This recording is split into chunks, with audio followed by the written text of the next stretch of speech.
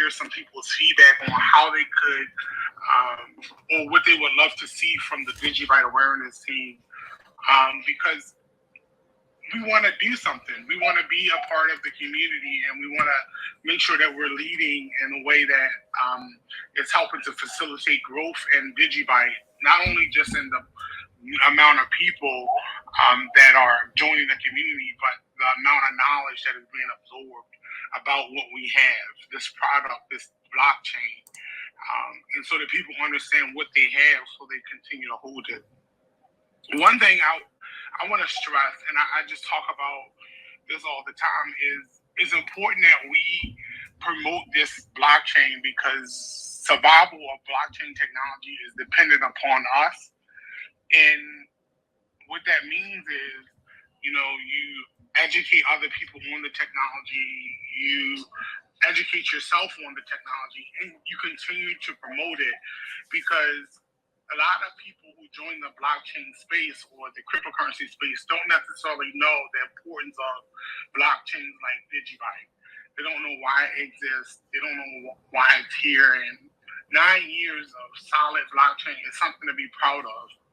And I hope that we can, from this point, go forward and continue to educate, because that's really what this community has been about: education. Educating people on the importance of why this technology is here. And so if we want to start a conversation on what the DigiByte awareness team could do that they're not doing, that would be a great segue into talking about the 9th year being hosted by the DigiByte awareness team, because we don't want to be this entity that's not doing anything. We want to help to promote DigiByte in the most effective way. And to do that, we need to hear from other people, their suggestions. And, we're 17 strong, I think, right now. But we really need to have a strong voice in the community. And I think we have had one. But a lot of people have been disappointed in our lack of activity. So it's something that I've been on the team for a few months, and I want to see that change. But as DigiByte hits 9 years, what is needed for DigiByte awareness team? What is needed for us? Because we have the Alliance, they're focusing on education. We have the foundation, who is focusing on, the business part of it. And then you have DigiByte awareness team, which we should be focused on spreading awareness and education on the actual blockchain itself. So what do you guys think? Hey everybody, this is Archie. So I'm also on the DigiByte awareness team, and I want to thank Michael and everyone in the awareness team that kind of got together independently and decided to do this space. So I think a lot of what Michael just said, NASA's leadership just said, is 100% accurate. There has been, the DigiByte awareness team does a lot of work behind the scenes for DigiByte. We have people on the DigiByte awareness team who have been with DigiByte from the beginning. We have people that are running the website, digibyte.org, digibyte.org. They're always in the community, always dealing with the exchanges, almost in lieu of a centralized entity controlling DigiByte. The DigiByte awareness team has stepped up in contacts exchanges, whether that be Coinbase, Binance, Abra, Change Angel is involved with the DigiByte awareness team. So there's a lot of change in the community. There's a lot of change in the whole DigiByte ecosystem right now. As Michael has said, the foundation was established, the alliance was established. There's groups from all over the world that are establishing themselves, and now the DigiByte awareness team is in this stage where our focus is on awareness, it is on education, and we're also a structure that connects these different organizations and these different centralized parts in a decentralized ecosystem together. So that's kind of what we're trying to do from our perspective. And there's a lot of people in here right now, and a lot of different people with a lot of different goals, a lot of different beliefs, and a lot of different prospects with DigiByte. So glad that everyone can make it out, and I'd love for more people to get on the stage and converse with us. What do you think, Michael? Yeah, I'm excited. I'm only going to be on until about 7 o'clock, but I want to definitely facilitate a conversation over the next 45 more minutes that we can actually use to help improve the DigiByte awareness team. I know a lot of people in the spaces, because I've hosted spaces in the past, they've had things to say about the awareness team. This is the perfect time to voice that, because what we want to do over the next year is improve how we facilitate learning, how we facilitate learning about DigiByte. And one of the things that I presented to the awareness team was us doing monthly to bi-weekly informational sessions where we can invite new people to what they call it, repetitive synergistic presentations that you do monthly to bi-monthly and invite people to join to visit could help to grow the community, because then they have a place to fellowship and learn. And this is possible through YouTube, where we could take the Alliance presentation that they did before Washington, which was a great presentation, and possibly enhance it to have more people come to a live presentation versus having to send them a whole YouTube video. And we just invite a large crowd of people to help to learn about DigiByte. And the other thing is each one, reach one, teach one. And I think that's, as we go into this new year, we have to ensure the survival of this technology. It's not about price, it's not about money, but it's about people understanding what this technology is and getting involved with it. And getting involved doesn't necessarily mean investing, but understanding and promoting this technology. And this is something I've been doing personally, but I think we all need to come together as a community and create some type of facilitation of learning, every few months or monthly or every few weeks, where we have that same presentation about DigiByte and people can ask questions and we can answer them for them. And hopefully there'll be a different host every time that we do one, so that, or maybe it could be the same host. I don't know. That was just something that I came up with. I don't know if you guys like the idea, but I do like the idea of live presentations that are repetitive, meaning that they are the same presentations that we can invite people to get them to get into learning just the basics, and then hopefully steer them into learning more than just the basics after the fact. But that's just an idea I came up with. We could start the conversation on that. We could start the conversation on something else. But I just want to say I'm just excited to be a part of DigiByte. 9 years of solid blockchain technology, which, I think is like awesome. You know what I mean? When you tell people that this technology is dependable and we've been around for 9 years, it's just wonderful. But I see Dave on the stage. You got LT, got Con, Script, Frank. What's up, guys?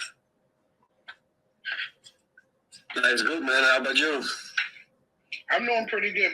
I'm actually only going to be able to be on for a little bit, but I did want to be here, and I'm excited. If anybody knows DigiByte, I did.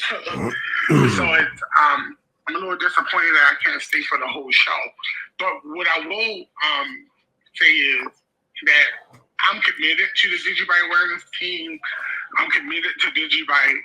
And I just want us to be more successful this year in recruiting new members, because we need to continue to grow so that more people can learn about what this technology is. And what kind of members are you talking about? Are you talking about DigiByte awareness team members? No, I'm talking about like community members in general. People who join the community, possibly buy the coin or help educate other people on. Definitely. Definitely not necessarily the awareness team itself, but individuals in general. I took up a mission. I have about 50 people that I have gotten involved with DigiByte, and we're all in the group together. But it would be nice to be able to invite them to an event or a presentation where they could bring someone else.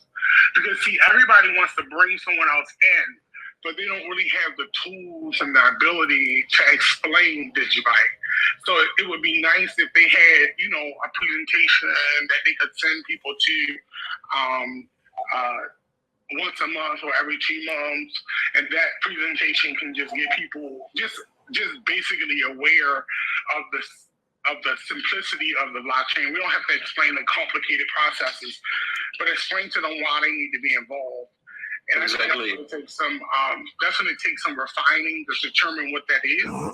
But I think what platform would you launch it on? I'll say this. I think what Michael is getting at is like one of the core things that we have to focus on in DigiByte, and that is to everybody, probably in this chat, in this space. Maybe the basics seem self-evident, but I want you all to remember, like when you're first learning about crypto, blockchain, Bitcoin, DigiByte, it's not very easy to find reliable information. So I think a lot of community members have already kind of focused on dispersing and putting out, good information. I think, and this goes to Michael's point, we really do need to continue and strengthen the connections between the community members, really bring that community back and grow from there. Anyone have anything to add to that? Well, I'm not sure if it was only me, but the microphone got really, really cloudy. Yeah, I agree with all that Michael said, and as well, a collaborated effort from everyone within the community should get involved. And you asked as far as which platform to broadcast to, why not all of them? Sounds like a great idea. Yeah, definitely, because I know, Dave, you do StreamYard, right? Right. I've got different subscriptions all over the place, from StreamYard to I also use editing software of Filmora X. It's like Filmora 11 now, but yeah, I can multi-stream to many different platforms, even to Reddit. So many. Nice. Many. I mean, BitChute. What are some others? I created a bunch of different accounts and synced them all together. So we do have the ability, and it's like, I volunteer. Why not? I mean, DigiByte is one of the ones that helped retire me. This last run, I to discuss a little bit of numbers. I mean, I got a 51x. And being disabled, I saw crypto as freedom. So, for me to be able to invest and to be able to do other things without someone telling me how much I can have, how much I can own, and then to live in fear of losing benefits, absolutely. I chose crypto, and I began in 2014, and I retired at the onset of the pandemic, but I'm not done yet. I'm still learning different programs. Dave, you're just like me. You're just like everyone else here. That we believe in the true decentralized nature and the going back to just the raw fundamentals of DigiByte and blockchain technology. I mean, that's what it was. What attracted me was you had a pioneer like Jared K down there starting a movement what Bitcoin would have been, right? Could have been. Now it's just like a store value of gold or whatever. I mean, who needs that? I mean, truthfully, we wouldn't be here without Bitcoin or, the Merkle tree and blockchain technology and whatnot, and Navy and all that. But the thing is, you're just like me, man. you invested in something that you believed in wholeheartedly because it was just the truth. Well, yeah, I began back in 2014, but when I volunteered for, to work the booth with Laura Taylor, and joined DigiByte awareness team, my first statement to Jared Tate still exists today, and it's on the 9th birthday, I want to say thank you for fixing the vulnerabilities of that of Bitcoin. I mean, that's huge, dude. Thank you. Jared is in, right? Yeah, Jared's here, but he's not speaking. But you know what? I'm fine with that because Jared is here, and it's exciting. And I think he should be speaking. I think he should speak too. But he's one of my favorite people. He doesn't know it yet, but I think that this space should be about how do we advance, how do we grow, how do we get better, because the community. It sucks when I look on coinmarketcap.com and we're only 177,000 watchers, and then you see I don't want to call it a shit coin, but a meme coin with over 1 million watchers, and it's like, why are you guys watching us? So it's just a challenge that we need to face on how we get more people into learning about blockchain, not necessarily investing, but learning about what this is and why they need to be involved. And DigiByte is perfect for that because it's not expensive, it's very affordable. Yeah, man, for sure. For sure, and I'm already building a platform called For All Crypto, where I currently have a lot of courses in Dutch where I teach people about cryptocurrencies, make them more aware, make it more easy for people to join in. And in my community, in the Dutch community as well, DigiByte is becoming more and more attractive, even though that it might not seem like a lot, 177,000 people. You don't need all of the lurkers, you just need the people who really want to build. And I've noticed in the DigiByte team and during my years with DigiByte, it's like everyone just works on their own pace because we do not have any marketing budget. It's not like a central authority. It's just like what the community builds will become. And I think with everything going on around DigiByte, I actually used it on CoinKit to buy the DigiByte history book, I think those are all cool things that are definitely worth sharing with people, and that people like you and I will eventually trade each other with DigiByte, whether it's in X value or Y value. Yeah, I agree. I think we're all passionate about DigiByte for sure, and we definitely do want to get quality, resilient holders and community members. And I just think that, I come from network marketing, and I say it all the time, and I don't promote any of my network marketing businesses to the community, but network marketing works. Word of mouth advertisement works, and it's the best form of advertising. So like each one, reach one, teach one is really a good philosophy that we could build upon if we created a repetitive presentation that we could invite people to where they would get the same information every time, and it would actually encourage them to learn more. Yeah, let's go, man. Yeah, I think that's what we need to focus on. And on the awareness team, that's what I've been promoting. And hopefully we'll get to that point.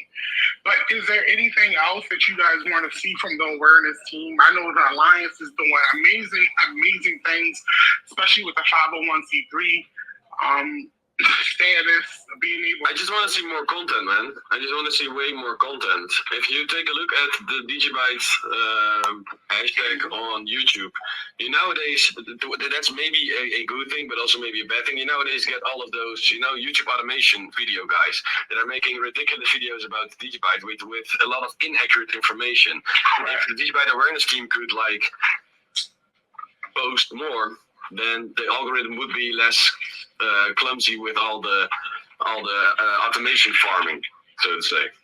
So you're saying basically that we do more presentations to kind of outweigh those presentations that's online that don't give the most accurate information. And I've seen those presentations, and a lot of times those just words, they just have a computer reading words.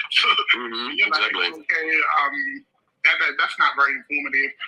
Like, and I think that's something that the DigiByte awareness team can increase, but I think that also each and every one of us can just use the hashtag DigiByte in one of our videos if we can make a video and just create better content. And I already see a lot of guys doing it, so it is improving. And previously we did not have those automation videos, so we can also kind of see that there's more attention to DigiByte as was before, but more quality content would definitely help, and on all different platforms, just everything.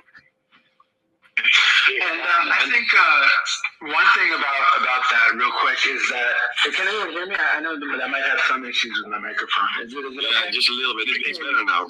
Yeah. Okay.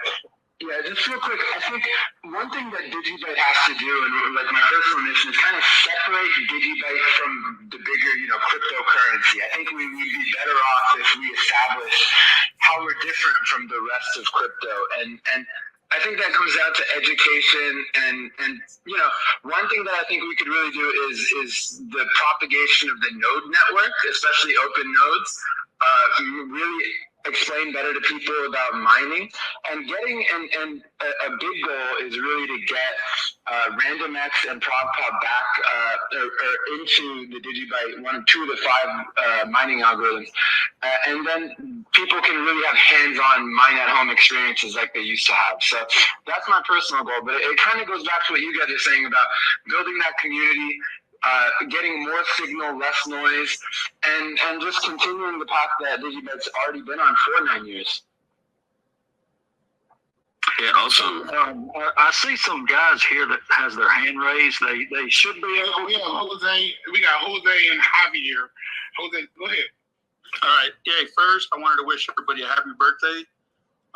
That's an awesome accomplishment. Awesome. And then the other thing was that, you were asking about what could the DigiByte awareness team do to improve things. And I think you guys already mentioned it. I think Script said it. But I was going to say keeping the communication open and, having regular spaces, because that way, people can communicate, those ideas and, whether it's, in that open setting or a closed setting, the DigiByte comes together and is like, hey, remember this guy was talking about that, and let's look into that. So I think, just keeping, the people being able to communicate those ideas, and then you guys taking it back and just working on that and turning it into a real product. And Frank said something there about videos, and that was going to be my point. The one thing I was going to bring up was that I hear people talking about, and I seen it this morning with my DigiPassword, somebody asking about more recent tutorials. So that'll be my suggestion, for you guys. Like, hey, what kind of tutorials can you guys do to help out people that are trying to use the technology? So that's it. But happy birthday, everybody. Thanks, Jose. Hey, Javier, you have something to say? Yeah, just I've accidentally fallen into some of the conversations that sometimes Johnny Law and LT are having, and they're very informative. And if it were more scheduled and some of this information, maybe I'm not even supposed to be in on that information, I don't know. But it's hard to defend and to spread this knowledge without, I use Dave a lot. Dave whispers things in my ear. Not even whispers, just tells me different stuff about it. And I've tried to go out there and spread that news and actually even try to discuss it with other people. But the more aware that we are, the better we're going. And it seems like there's a separation between I'm not going to say separation. It's just a lack of communication with some of us that are a little more simple-minded in the community, to where we would know what's going on, or maybe a scheduled once a month, kind of something like this. I mean, we had a great turnout right now, and I think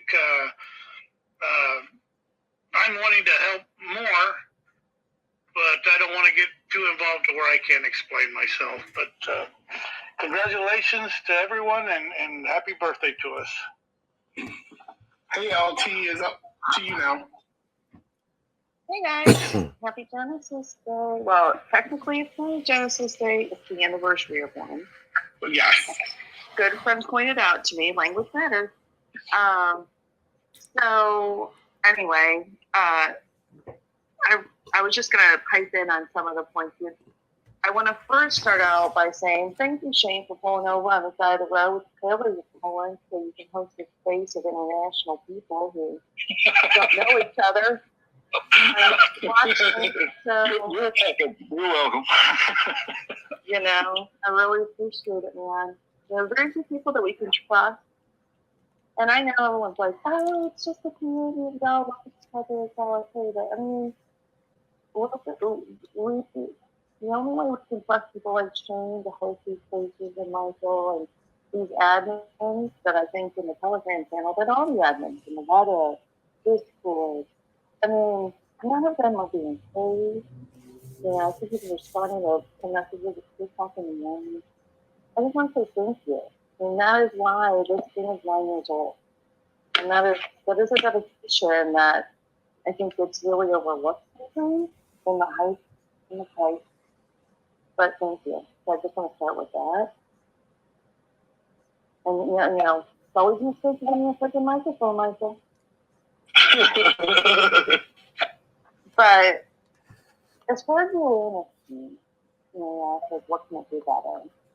And I come from a little bit of a different perspective because I was in the awareness team very early on in this position. And like anything, everything evolves. You know, people leave, people come, people need stuff, people get mad, people celebrate. You know, it's like it's a mix of all of it, right? Really is. It's an evolution, and it's a growing entity, you know. But the thing about the awareness team is that this entity has been growing for years. It means it has started marketing available to it. Its power could be really, really immense if used properly, you know. And I know there's a lot of grief of it doesn't do enough, and there's not, you know, blah, blah, blah. I mean, we've all heard the stories. This is what decentralization looks like. And so what the awareness team, you know, what should it do?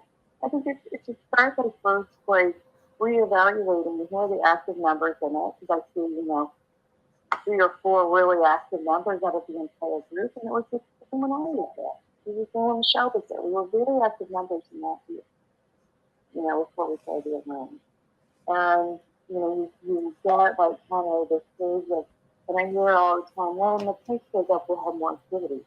Those aren't the people I want in the country, frankly, and we're in a war. You know, and so the people who are in the awareness team need to be active because they're sitting on a lot of power if they use it correctly. Because there's so much history.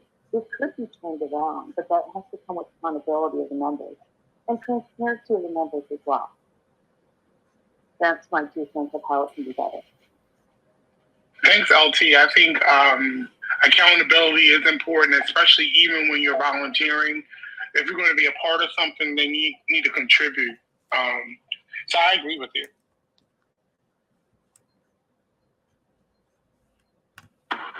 So, Scripps kind of here. How you doing? Love you. I really do believe that we could use all these media platforms as, you know, believers in the DigiByte blockchain, do our due diligence on the blockchain and the core fundamentals of it, and just be relative up to speed on, you know, some of the progressions and states and factions we have in the DigiByte community, and just be able to team up on a regular basis. So it'd be like, say for instance, like Meadow and Masters, and then Masters and Script and Meadow, and then back and forth between, like, on Dave's channel, Dave and Con, or, you know what I mean? Like, we need to do something together like that tag team this media platform existence and just bring it back to the fundamentals of DigiByte blockchain, like a scheduled basis. I mean, as a community, as a whole. I agree with you, Script. I think that teaming up to do presentations is a great thing. Again, different people doing the presentations, because if you do it, it might be a different feel, and then if I do it, it might be a different feel, and certain people might learn better through different ways of teaching. Some people are autodidact, some people are visual, and all of those things could come different through people who give the presentation. So I really want to see, I don't know, I had a dream about this, but I really want to see something where we can invite people to come. Like, for an example, if someone says, well, I'm not interested in cryptocurrency. Well, on the third Thursday of the month, we have a meeting every third Thursday on YouTube. Feel free to come and ask questions about cryptocurrency, specifically DigiByte. I would love to see that, in that commitment to growing the community grassroots wise, because that's how we get people really, really involved. When they know what they have and they truly understand what they have, then they don't go anywhere. You know what I mean? They're not speculative. They just understand the future and what this technology is disrupting. But LT, go ahead. Perfectly said, by the way. Yeah, I mean, I think I love that everybody's really like, yeah, education's like kind of a big deal, because we're all in new territory and it's changing every day, And I think the one thing I'll say from my personal experience, and I've gotten this from Patrick and several others I work with, is really trying to not so much like bring people in, but like ask people questions and try to get connected to that legacy world from a non-investment perspective, And this education of DigiByte, I think, is very important, and I think it needs to be, we've got a ton of work to do, guys, ton. And it needs to be organized and accurate,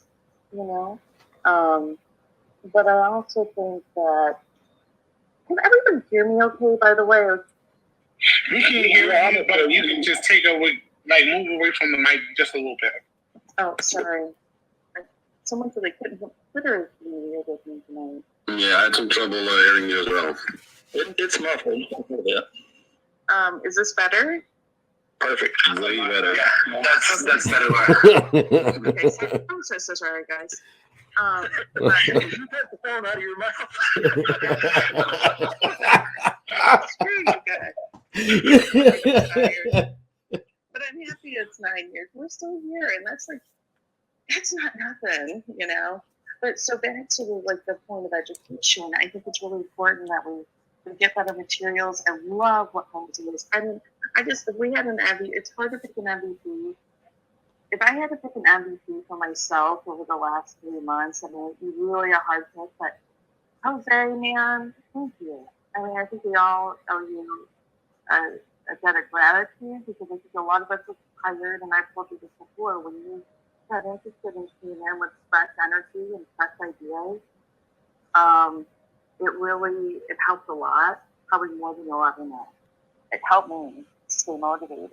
So thank you for creating material, education material that you're trying your best to make sure they're accurate. And I love that about you. And that's going to be really important for all of us going forward, because this is decentralized, which means there's no copyright, there's no boss to go sue somebody for misuse. And we have to decide collectively what those use cases are and educate on those, but also educate on the fact that why are we all doing this? This is insane. Because we think that central bank digital currencies are going to be a problem. And that's what we need to all be better educated on, and then, get proper materials to educate on that concept as well.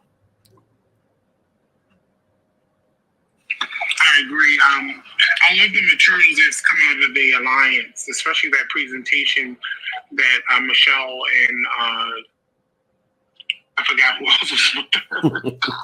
But in DC, they did their presentation, and it looked like a great presentation. It's just that, like I said, I come from network marketing, and PowerPoints are powerful. When someone can go through a PowerPoint that has all the facts and explain it in a way that gets people interested, it works. I've seen it work time after time. I've actually recruited at least 120 people using that same philosophy of duplication and replication. Go ahead, LT. Well, and I just want to pop in on that, and I would be, how picky I can be myself. But I would be careful about using it when you're recruiting somebody. It's not a I can't hear you again. So you said it's not about recruiting. Okay, go ahead. It's not. It's not like a recruitment. It's more like an education. It's not like we're not promising anything. We're saying, look, man, these are the problems that we see. These are the solutions we're all trying to work towards. If you want to help us, great. You can choose your path on what that means to you. And give them the education. Does that make sense? Yeah, that makes complete sense. And I would say that's one of the goals of the education committee is that we want to put together, PowerPoints that make sense in a learning way, so it's easy to understand, at least organized with bullet points, and then everybody can make their own flavor of those. And that's why we're posting those in the resources channel on Discord, because we want you to use them. We want to reduce the effort that it takes to participate. But, it's kind of like a trust thing, I guess, in a way. It's like, use this information well and use it to help us. Don't use it to, sell some group that you're going to Ponzi scheme into DigiByte. Use it well. Is our only request. Yeah, definitely. Yeah, so we all have to be on the same page, is what I'm getting out of this. If we can be on the same mindset, same page, and we're all reading the same work, then we should be successful. Cheers. I think something, and I've thought this for a long time, that is really important, because I've tried to communicate the principles and the fundamentals of DigiByte to those in my world locally, that to people that are just like me. And it's like, as you said, Script, you're here because of the principles and the fundamentals, and you are just like me, and Jared is just like me, and everyone here believes in the same thing. We're here for the common cause, and we're here because we realize that it's not all sunshine and rainbows, possibly what may be coming down the road. And when speaking of the principles and the fundamentals to someone that's not in crypto, it's hard. The only difference between me and them is because I took the time to learn what was important, or between us and them. And when you begin to explain it, you actually need a lot of time to bring someone in. And, maybe they've heard of crypto, like, okay, well, it's filled full of scams. I've heard of Bitcoin, but and I begin explaining it, and I've had some people like, well, I'm not interested in any of that. And I'm like, well, okay, are you interested in being able to spend the value that you work for the way that you want? Are you interested in that not being canceled? I was like, well, what? It goes deep, and it takes a while to actually explain it all to someone. So if we had something that would really, really simplify things, that would be great. I can think of one thing. As I said, I bought something on CoinKit. I bought the DigiByte History book using CoinKit, and I think that one of the things I did with a friend of mine is not necessarily use DigiByte, but use CoinKit and send BTC as a kind of like a payment. When someone owes you money, you send them a payment, and you can also do those in DGB. So I think it's very easy if you both have a Twitter account and let's say your friend, you owe your friends $10, then you would make a tweet, just send him $10 in DigiByte, and then they have some crypto, and they're also invested in DigiByte. Right. yeah, that could be helpful. Yeah, I don't think we have really looked at the power of CoinKit. I know for me, I'm always ranked in the top one or two or three listed on the community for influencers, but it's only because I do $100 DigiByte giveaway a day. So it's because I do that is how I'm getting more exposure.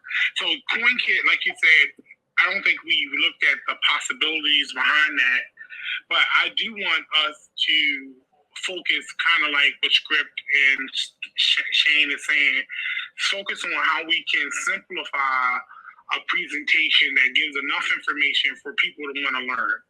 I think that's what LT would like as well, to get people to want to learn, not necessarily recruit them into some type of club, but to recruit them into a mindset of wanting to learn more about what we're doing. Yeah. Basically, how I tried to do it in the beginning, as some of you older DigiByters know, that I literally tried to educate myself the best way I know how. Now we had some core people and leaders,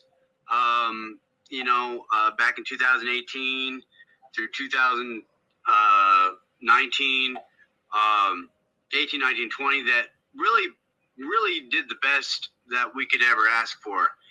But I just tried to do I always struggled with how do I relate the DigiByte message? How do I relate facts, and make it kind of playful?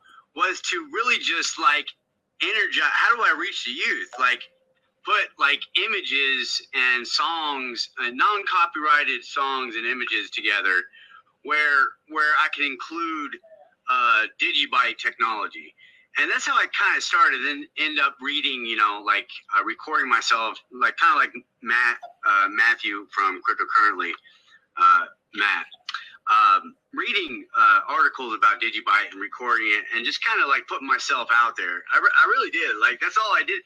And that's basically what everybody else was doing when I started noticing DigiByte. Not only the PowerPoints that Jared Tate was giving, and then the Amsterdam scene. It really is because I'm not one of those guys that brings everything together, all the pictures into one little pictures in one big picture with glue. I'm just not that guy.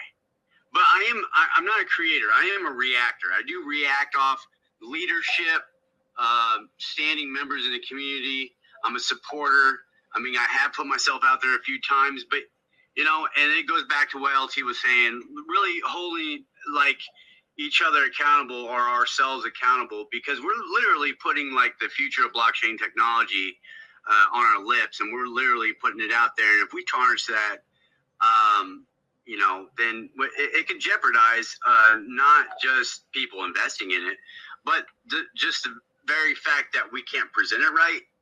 I've even had John Song, what we've talked many times, and DigiByte's highs and lows, and it was just really great to just sit down and talk to somebody that has the same kind of beliefs in DigiByte, and just reaching out and just having one-on-one conversations. Just that's how we're going to basically create the glue and all that.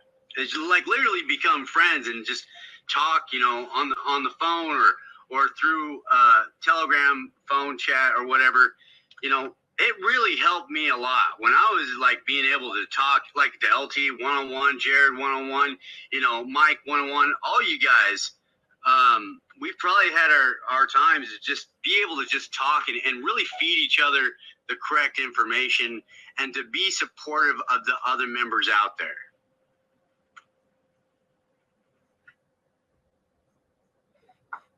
Agreed 100%. I think what you guys are coming down to, everything kind of flows from the source, the foundation, and DigiByte is that peer-to-peer, it is money, but it's also so much more than that. So I think the peer-to-peer connections and how the community evolves in its own way through these personal connections that you guys are making makes a huge difference. I 100% agree with that, and that's something I Jared think has Tate been just stepped strengthened up as a actually, speaker. even over the past bear market, because there's a lot of responsibility intrinsically to the DigiByte awareness team, to people in the DigiByte community. I know money is not that important, but don't forget that DigiByte last bull market did cross the $2 billion market cap. And, with that, there's a certain amount of responsibility that comes on the community members that made that happen. And they may also be accountable in some form in the future. So we really have to take this seriously, not as nonchalantly as some of the other people in, quote unquote crypto do. I just wanted to add that.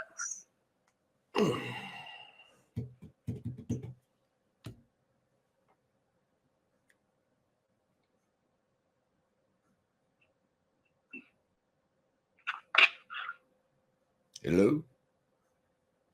Pablo, Don't hello? everybody speak at once. But I see the real Jared Tate. Please stand up. Thank you guys. Oh, Jared. Wow. Okay. I was just about to get off, but not anymore. Hey, Jared. Yeah, can you guys hear me? I've actually never used Twitter Spaces. I didn't realize I had to request and activate it. Yeah. Can you? Okay. Yeah, it's perfectly fine. Okay, cool. Yeah, I've listened in on a few spaces, but this is a cool new community feature. So, yeah, first of all, I want to thank every single person in here for being here and for all that you do for DigiByte and for making DigiByte what it is. It's really, I've been doing a lot of self-reflection here on this 9th birthday, and it's kind of hard to believe it's been 9 years already. I look in the mirror and I got all these gray hairs on my chin now. That's why I shave.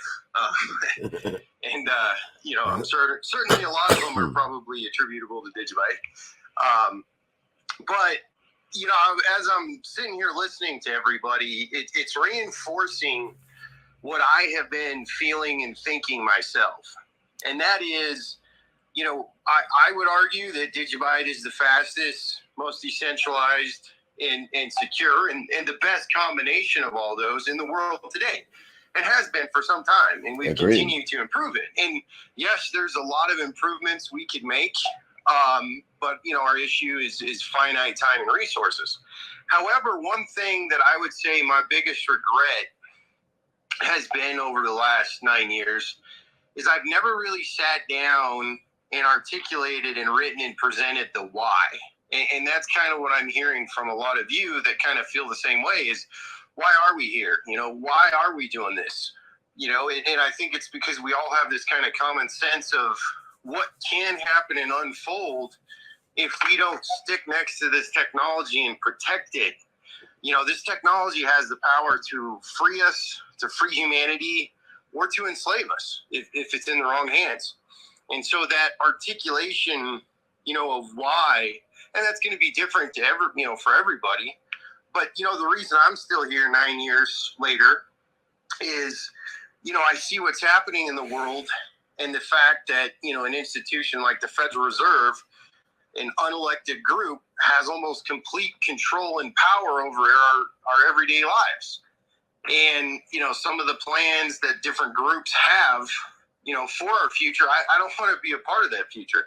I want to help build a future for all of humanity where we all benefit and we all have a say in what's happening. And so I think my big takeaway, and that's why I wanted to listen, is, my biggest goal for this year is to do more videos, do more talks, get more engagement, be more engaged with the community.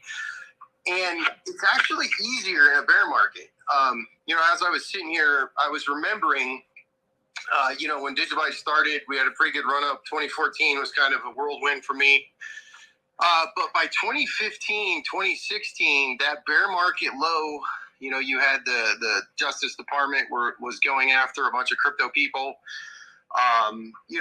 We didn't know if crypto was even going to make it back in 2015, 2016. And I think at one point our market cap dipped to like $80,000. I mean, it was nothing. And within 2-3 years, you know, it rocketed up. Yeah, I don't even know what it was.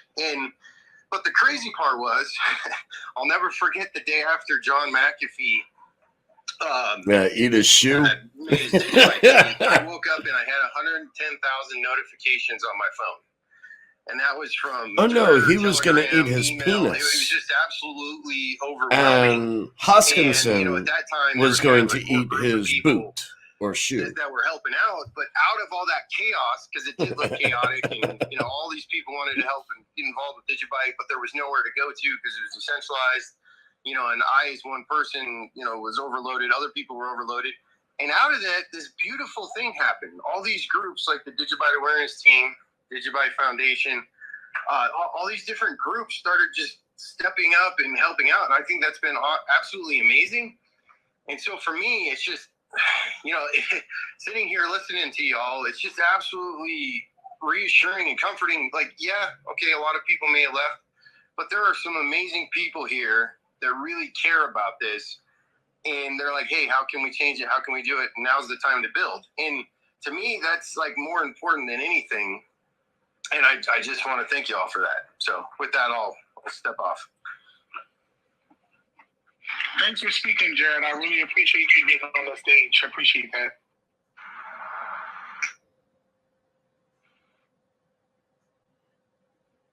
So, Michelle, I think you grabbed the mic. Did you want to say something? I just wanted to say hi to everybody. I know this is my first space, so I don't even know how this works. But I love interacting with all of you on Twitter, and I am happy that the Alliance is getting close to our actual fundraising efforts. And hopefully that will be happening in the next couple months. We've had some underlying infrastructure issues with the implosion of the market. And just want to let you know we are definitely moving forward on that front. And I'm really looking forward to hopefully getting some funding to help with, you know, development and education in a more serious way over the next year. And I just think that it's awesome that we have all of these different groups working to promote such a great technology that holds such promise for the world. And I'm okay with all these groups operating separately because I think it adds to the decentralized nature of our blockchain space.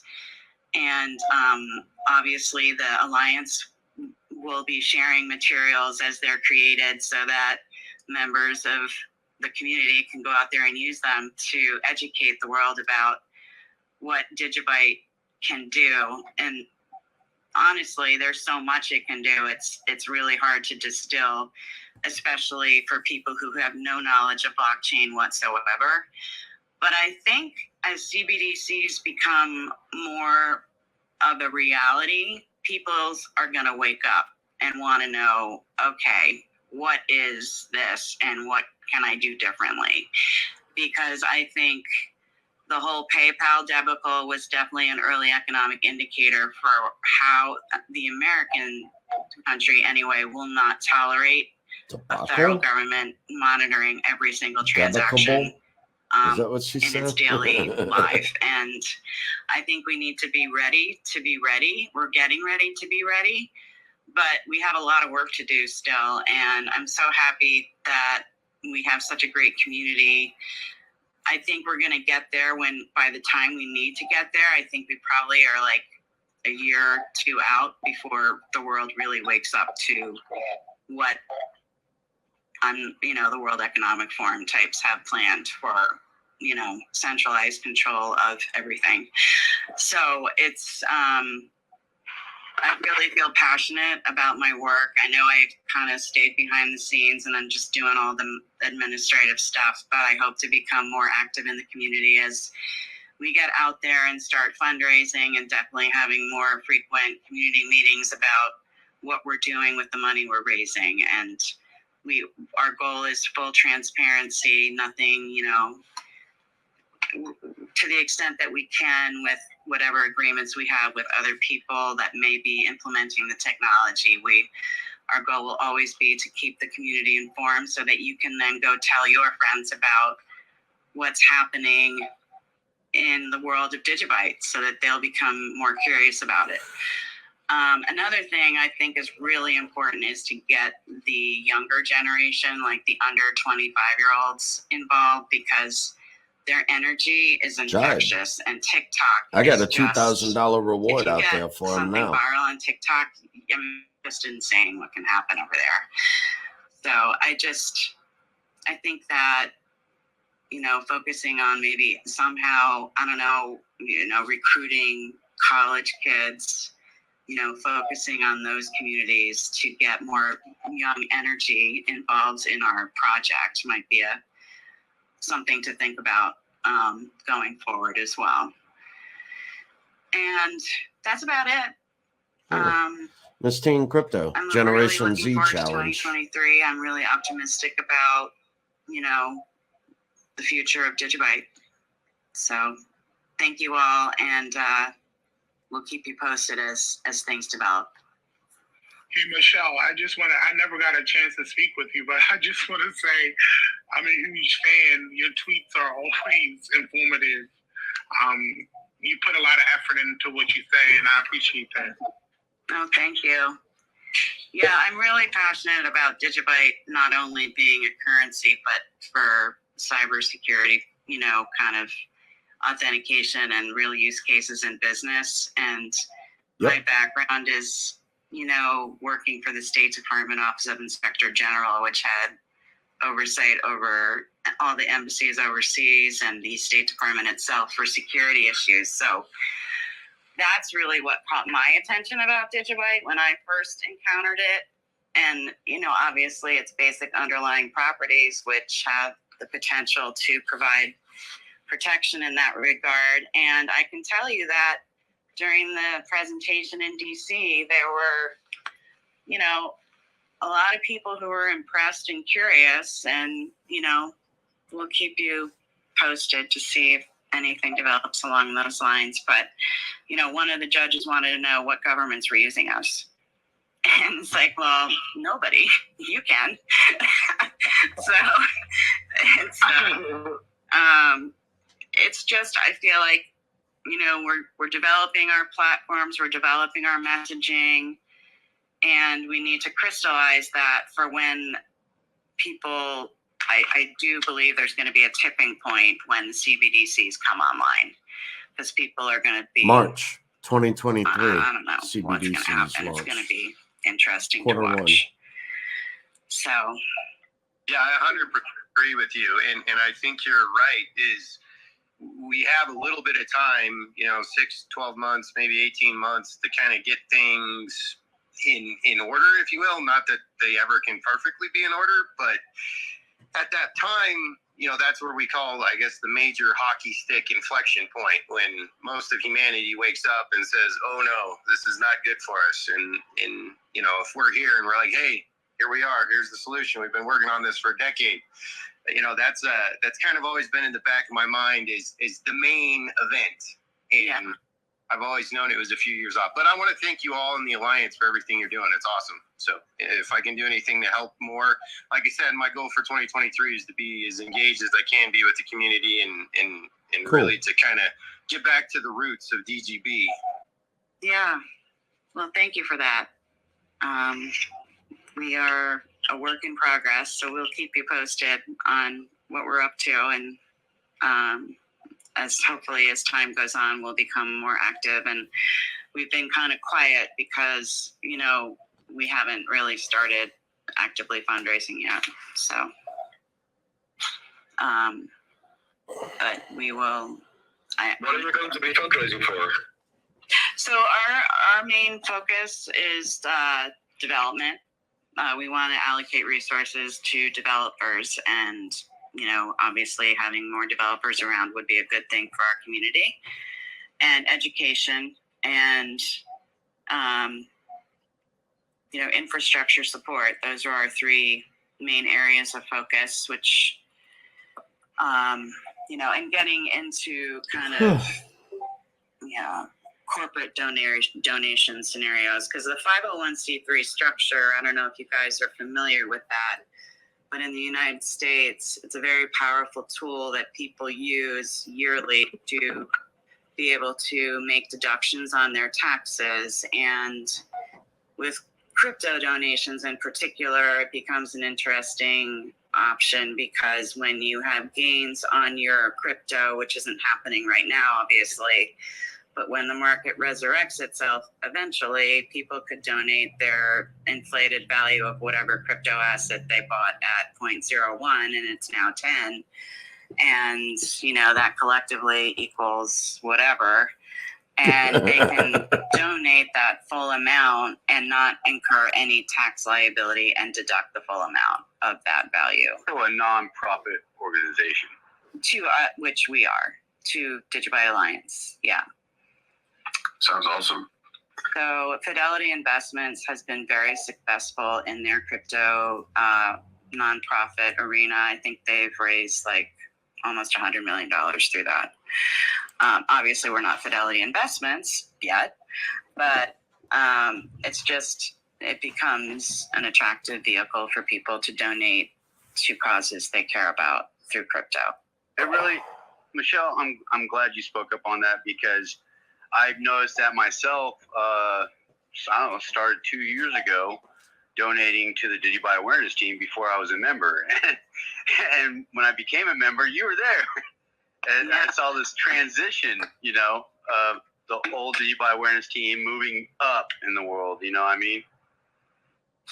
Well, I think we have a lot more movement to go to compete against the projects with, you know, like Algorand. I think they have like $1 billion or something. I mean, but as we know, it's all centrally funded money that came out of thin air from an ICO or whatever they did. And I think also we will be getting more attention when hopefully we are somehow formally designated as a commodity, if that ever happens.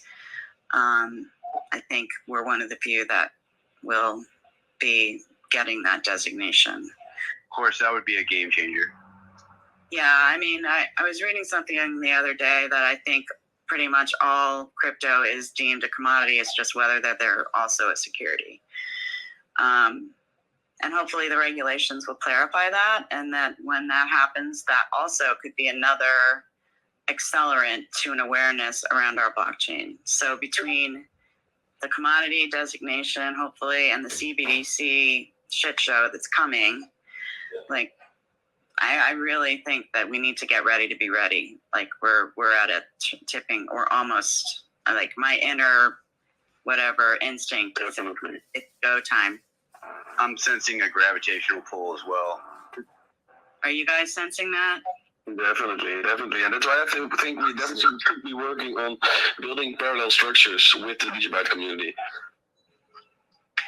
Yeah, like I said, we are obviously already sharing the materials we have generated. I haven't shared fully the presentation we gave in DC. We've shared a couple slides. I think the one that we shared fully, that was at a separate presentation I gave at the crypto group I'm in Boston. But yeah, so we will, you know, and the other thing that DigiByte Alliance hopes to do one day is have enough money to give grants to the community that they can apply to get funding to, you know, support community initiatives that people want to, you know, undertake for the DigiByte community. Hello, Michaela. I want to add few points to that. Sorry, what? I want to add few points to that. Yeah. Oh, so hi guys. I'm from India and I'm a software developer. I really love DigiByte. So initially, I used to use Bitcoin to transact, and I used to pay so much fees. Later, I came to know regarding this DigiByte, and the two things which I really love about DigiByte is the transaction speed and transaction fees. Like, it's literally nothing which I pay. Thank you, Gerard, for working on this. Thank you, team. And I want to bring up few points regarding development. So as a developer, like if I want to contribute something to the code or something, initially what I'm stuck at is I need some knowledge transfer from few developers who have already worked on it. That is one point which I can bring up. And yeah, I think only that. Thank you guys for letting me speak. Yeah, absolutely. That's much heard. I realize one of our weak points is not having thorough and widespread developer documentation. And that's something we should definitely, and I know I want to work 2023. So thank you for that. And thanks for leaving it DigiByte.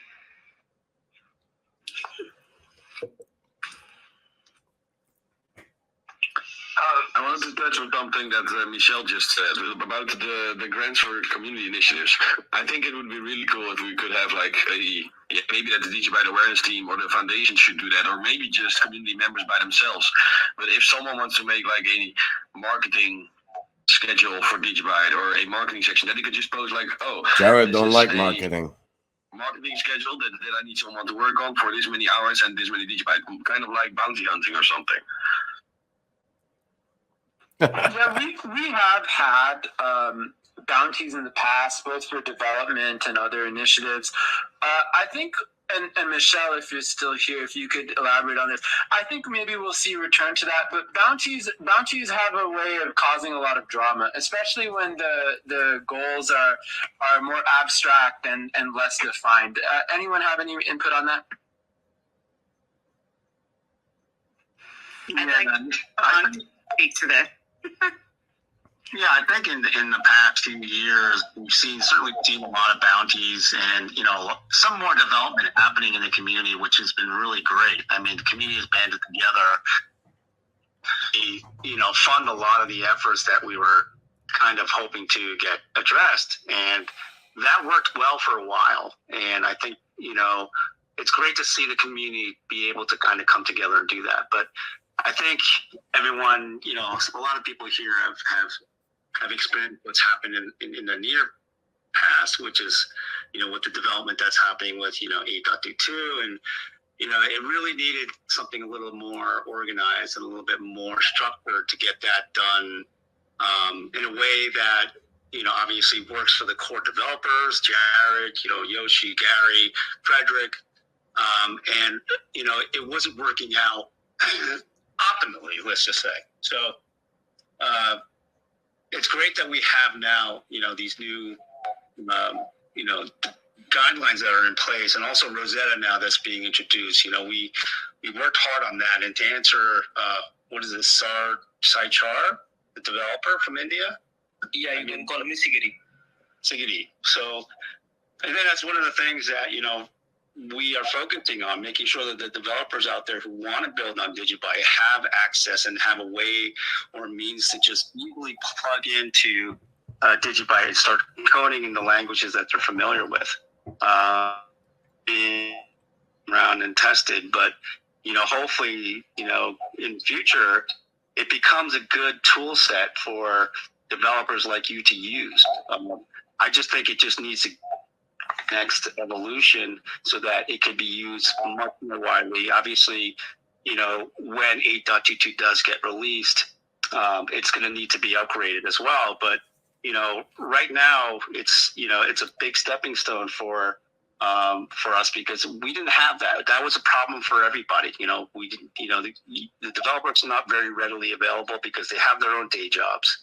So you can't just go to a channel and expect to get instantaneous answers to your questions. So it becomes frustrating for a lot of developers, right? Because they're used to going to a room and just people chiming in and getting answers. But for DigiByte, it's very different. It's a grassroots. Everyone's a volunteer. No one gets paid. So hopefully, with the Rosetta implementation, it'll kind of pave the way for more developers to try to kick the tires and come in and try to see how they could add value and use DigiByte for their own benefit. And hopefully, we hope that it evolves to that someday. So that's, to answer your question, there's not a real easy answer to get developers like you more information. But we are working on trying to get that problem resolved and to provide more tools for guys like you. And we appreciate that you guys are definitely looking and interested in, on DigiByte as well. Hello, can you hear me, guys? Yes.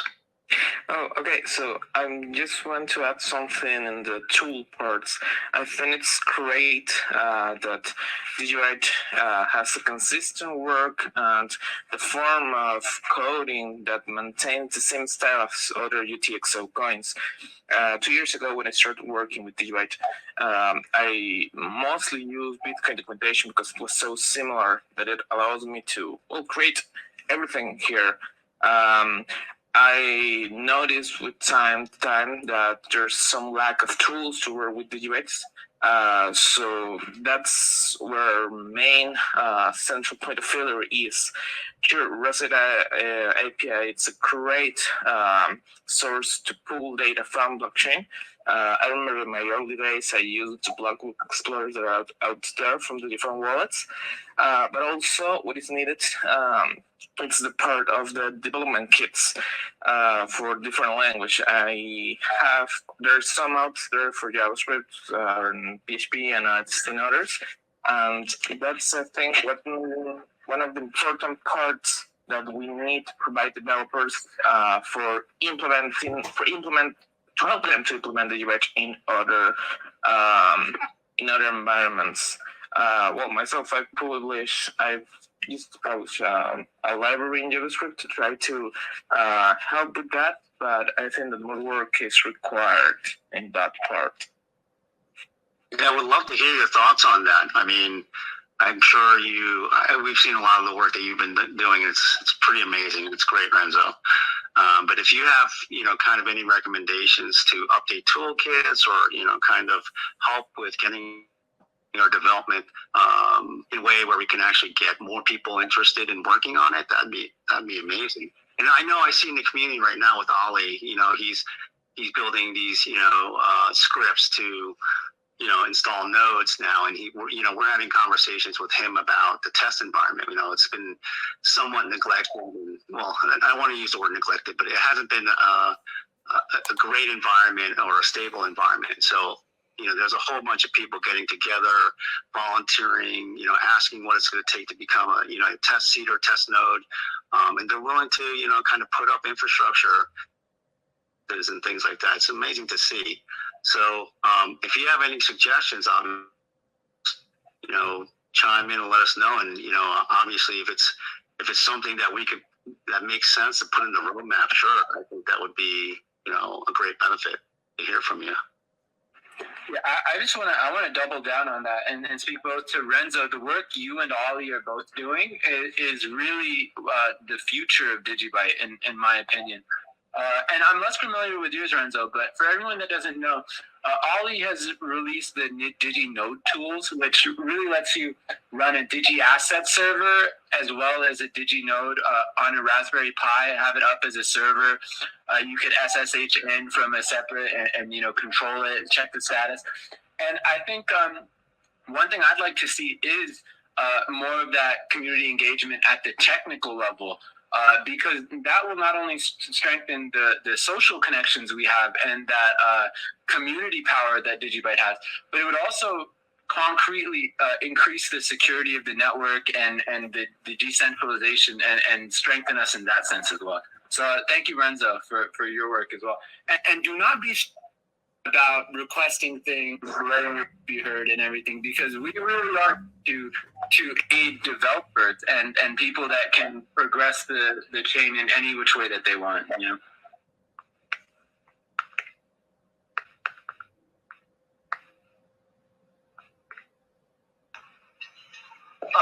Can you guys hear me? 100%. Speaking of development and A22, since Jared is here, I don't know if you mind just kind of updating us what's happening and what is there current testing that has to be done, or is there some kind of problems we're facing to move forward, and just just in general, what's going on with that? Yeah, no, I was hoping this question might come up. Yeah, to answer your point, 8.22, it's been, as was mentioned earlier, everything that's happened over the last couple of years, we really have arrived at a much more robust development process that has, in my opinion, kind of taken us to the next level, which is good, moving forward to the future. So with that being said, the other issue is we still have limited time and resources because none of us are getting paid. And with the current market conditions, I know for myself personally, I've had a lot of personal issues I've had to deal with the last 6 months that has really taken pretty much all my time and energy and focus. So I haven't been able to work on it, but there is work that's being done. The biggest issue right now, first of all, I've been using that wallet for 6 months now. However, in that process of using it, I've identified a couple more bugs. One of the biggest issues that's keeping us from releasing a test version is the replace by fee bug. And what that is there was this feature in Bitcoin that basically you could submit a transaction, and if you didn't have a high enough fee and the transaction was pending for 4, 5, 6 hours, you could replace that transaction in the mempool and increase the fee. Well, with DigiByte, because we have such low fees and such quick block times, we've never had a need for replace by fee. So it was, basically the other devs suggested, hey, why don't we pull it out? So we did. However, that introduced a bug that actually has been an issue with basically the UTXOs being joined, and we've been trying to get to the bottom of that. I need to write up a formal definition and put that out there. That's one of my goals to do here in the next week or two. With that, I would say it's pretty well done. However, there are a handful of minor issues that we would like to get corrected before we get that release out. The next issue, though, is because we've been working on this for so long, and it is a massive update. I mean, we're talking, I can't remember how many 100,000 lines of code. It's the biggest update we've ever done because basically we took several versions of Bitcoin over the period of like 3 or 4 years and merged a lot of those changes at once. Oh, excuse me. And that caused a lot of issues because, here we are 9 years later since the original fork from the Bitcoin core repository. So, we've made a lot of changes over the last, especially the first 7 years. And so that's kind of caused a lot of pain points. And it's to the point where I personally believe instead of trying to, bring the entire, latest version of Bitcoin in and just merge it and see how it works, I believe, and other developers believe too, that the code base should be independent. And from, after 8.22, when there's a really innovative new feature that we can use, yeah, we'll bring that in, sure. But Bitcoin's getting to the point where, there's, without going into detail, some changes that Bitcoin's making that I don't agree with, or I don't think is beneficial, or probably wouldn't be beneficial for DigiByte, or would interfere and cause issues.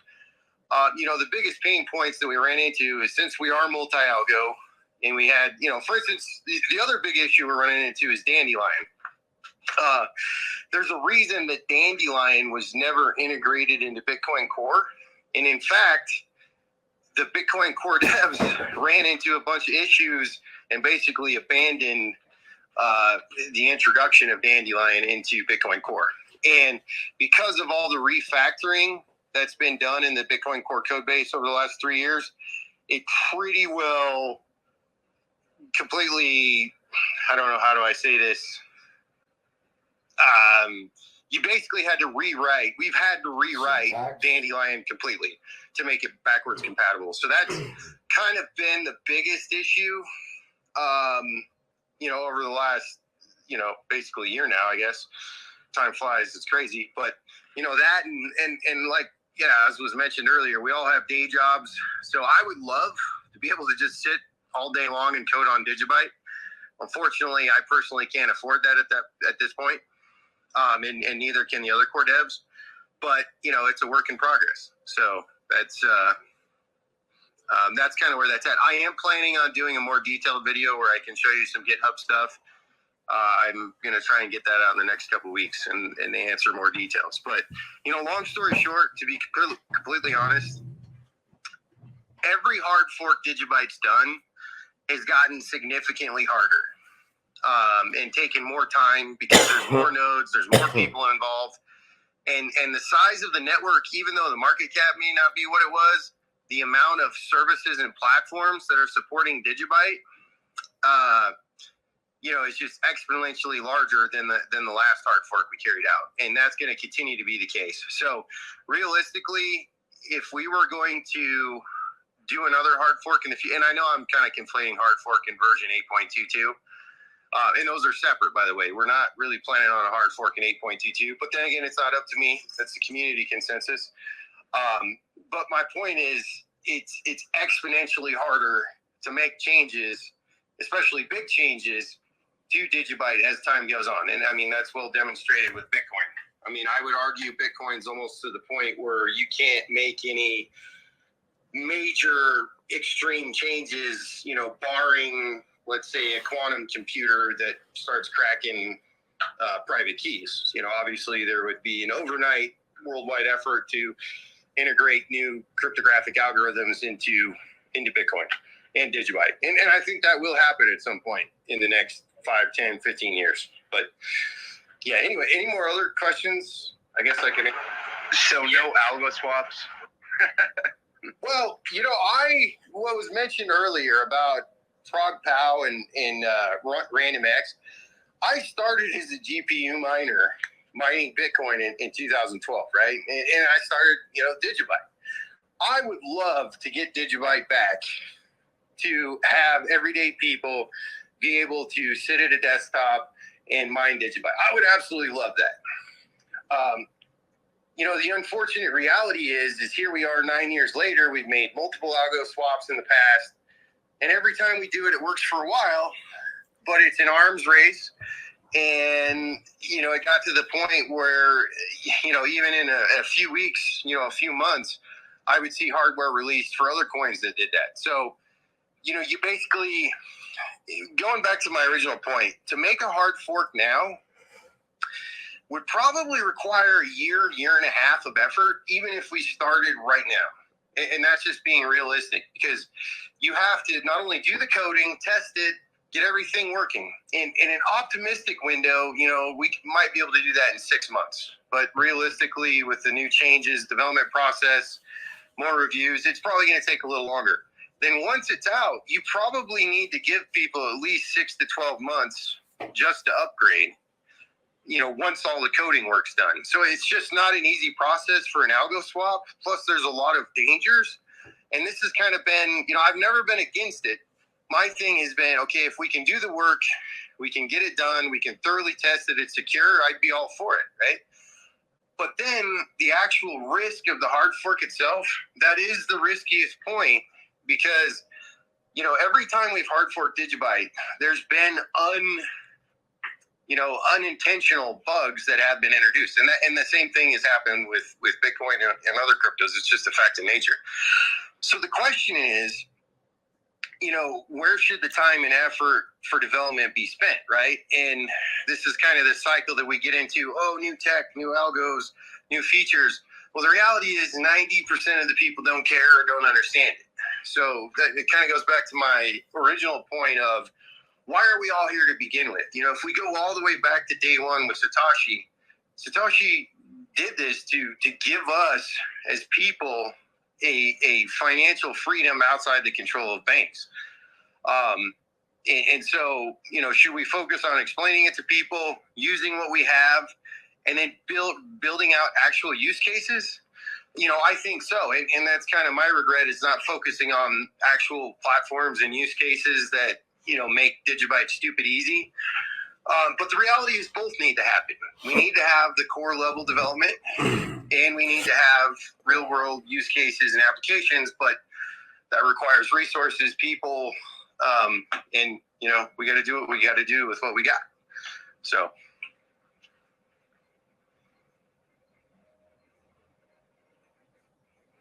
Any more Thank you for that, Jarek. That was good. Yeah, it's very complicated. The whole process, if you guys are unfamiliar, the whole process to actually upgrade the network, especially with a hard fork, I mean, it requires manpower, on the ground level. Like, you have to contact these mining pools, you have to contact the exchanges, you have to contact the groups, and really introduce those changes. So that is something to be aware of. One question, Jared. How about the new DIP proposal mimicking BIP? How's that going to change DigiByte? Would you mind sharing if you have any insight? Well, first, to go back to the manpower effort, I just wanted to reinforce that. You know, when we did the SegWit upgrade in 2017, it took us, and keep in mind, in 2017, this was before the fall run-up. I think in the summer of the spring of 2017, our market cap, I mean, it wasn't even $1 million. Right. I mean, and it was just, the whole industry was 100x smaller. It still took us 4 months of contacting platforms, exchanges, and wallets to get enough people to upgrade to do the SegWit activation. And then that was in 2017. And not only did a handful of us developers work full time, but there were, several people in the community that were just doing the legwork and doing the communications and talking and stuff. And then again in 2019, there were way more people involved, and it took even longer. And it's just one of those things, like I said, every successive time we've upgraded, released a new wallet, or done a hard fork, it's been more complicated and it's taken longer. And that's just the nature as more people and more platforms and the network grows. And that's going to continue, like I said. And what was your second question? I'm sorry. I was just going to go about the DIP, which mimics the Bitcoin's BIP, I think Bitcoin implementation proposals. I've seen it. I've heard of it. I honestly haven't taken a couple hours and just thought through it and evaluated it. So I'm not going to comment on that at this point, just because I don't want to be speaking about something I don't fully understand or know. And I don't want to, I've realized in the past I've said things that, and actually I kind of wish we had Twitter Spaces on a few of these occasions so I could explain myself a little bit more. Primarily, for instance, with the algo swap. I have never, ever said I'm not for another mining algorithm swap. I've never said that. What I have said is I'm against something that isn't secure and threatens to basically, either destroy or cause significant harm to the network. Maybe not intentionally, but for instance, untested code or unproven, balancing. Basically something that's just not well documented, tested, thought through, and understood, right? Because it's just extremely dangerous. And I realized that if the network were to collapse or to fail, or for people to start losing money in transactions due to a faulty upgrade, my head's probably one of the first ones on a pike if people start losing money. So that's always kind of the background of my mind, and that's the lens that I look at things through is, how is this going to affect the security and overall stability of DigiByte? Can we do this safely? Can we do this securely? And is the net benefit worth the risk? Because every time we have hard forked, we have been attacked at the point of the hard fork. There's been numerous groups out there that have tried to 51% attack the network at the point of exact minute of the hard fork. It's just a fact. And attempted double spends. Like you said, every hard fork, we've had those attacks.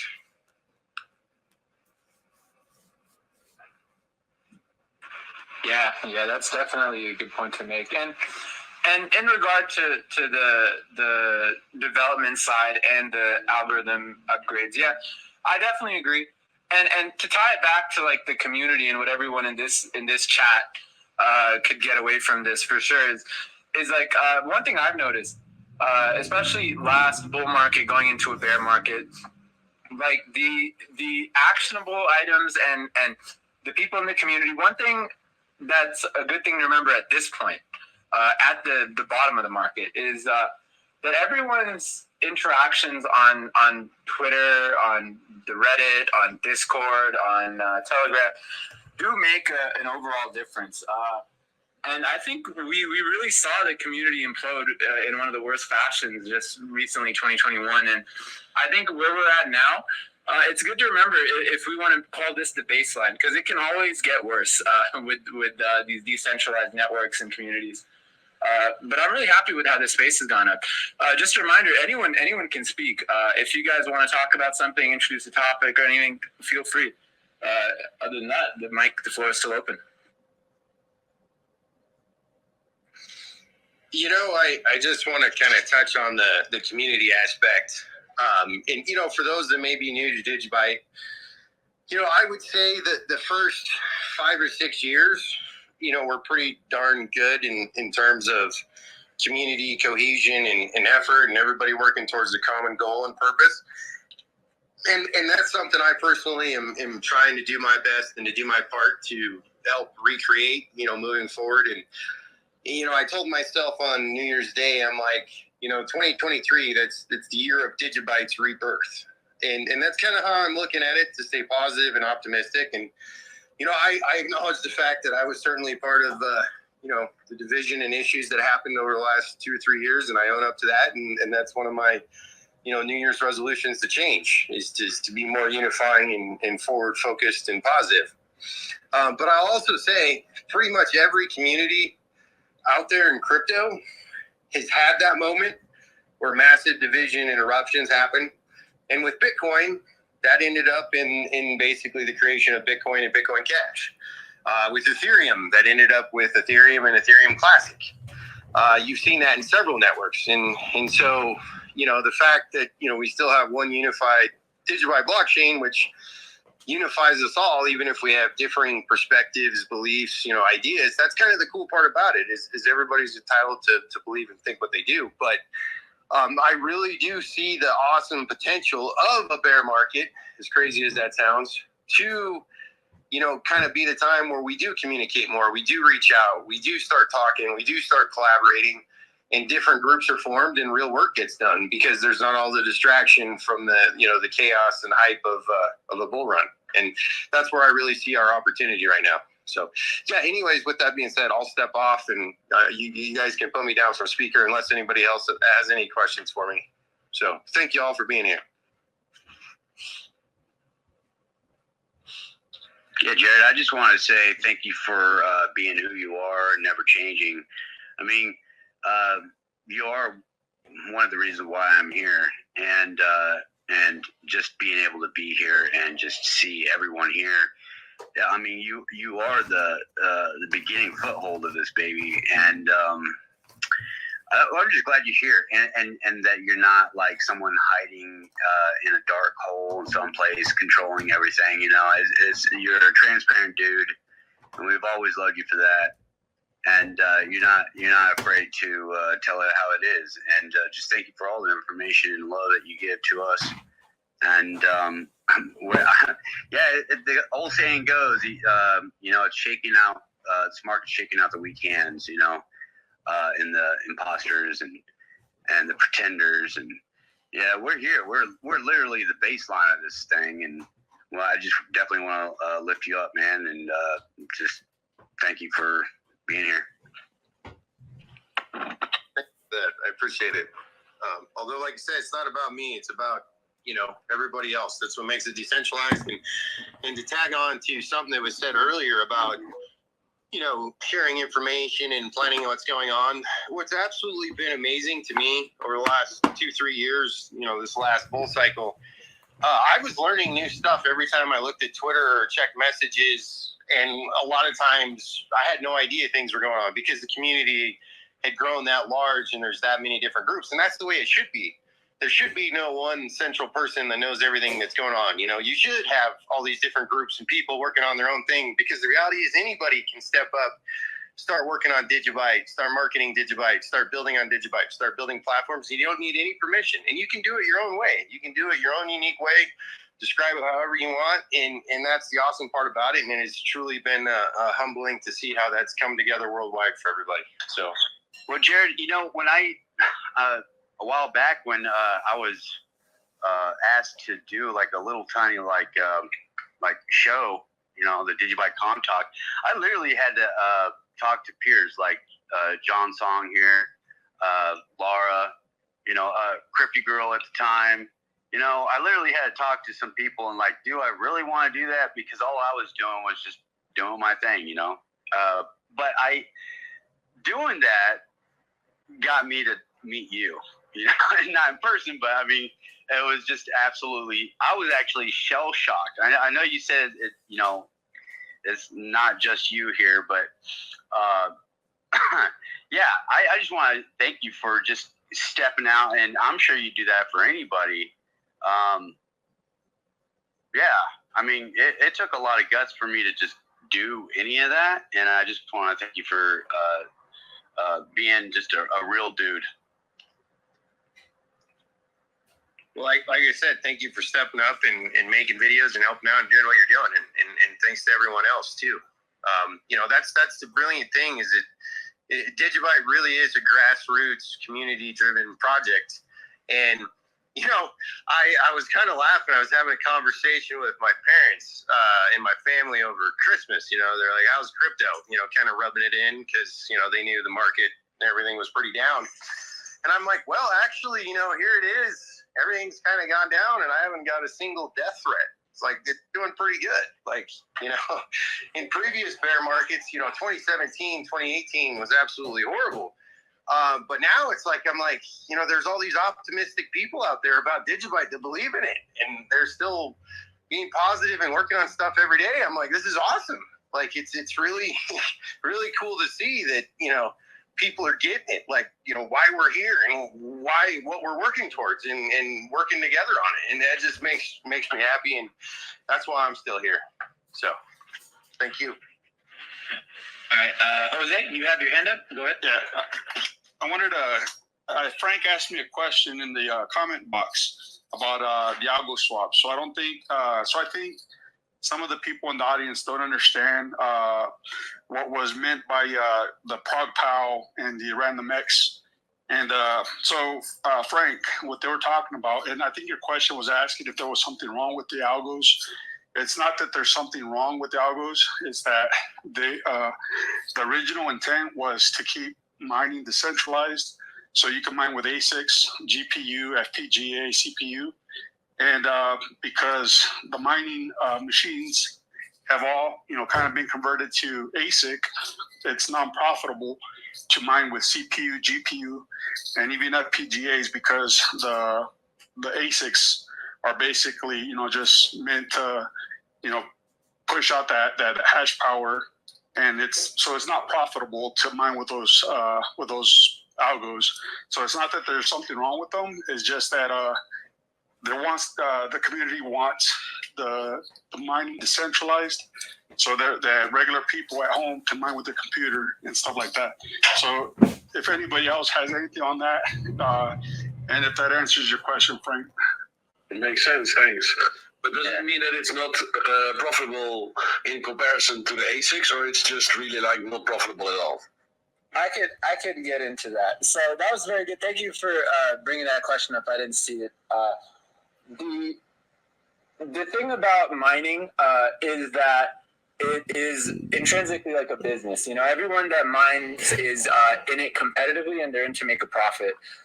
Jared actually mentioned this about how we had different algorithms that would mine different components, but eventually they just fall to the wayside to ASICs. And the core reason of that is because these ASIC computers are simply just computers that are optimized, and correct me if I'm wrong, but they're just optimized specifically to compute those functions that those hashing algorithms employ.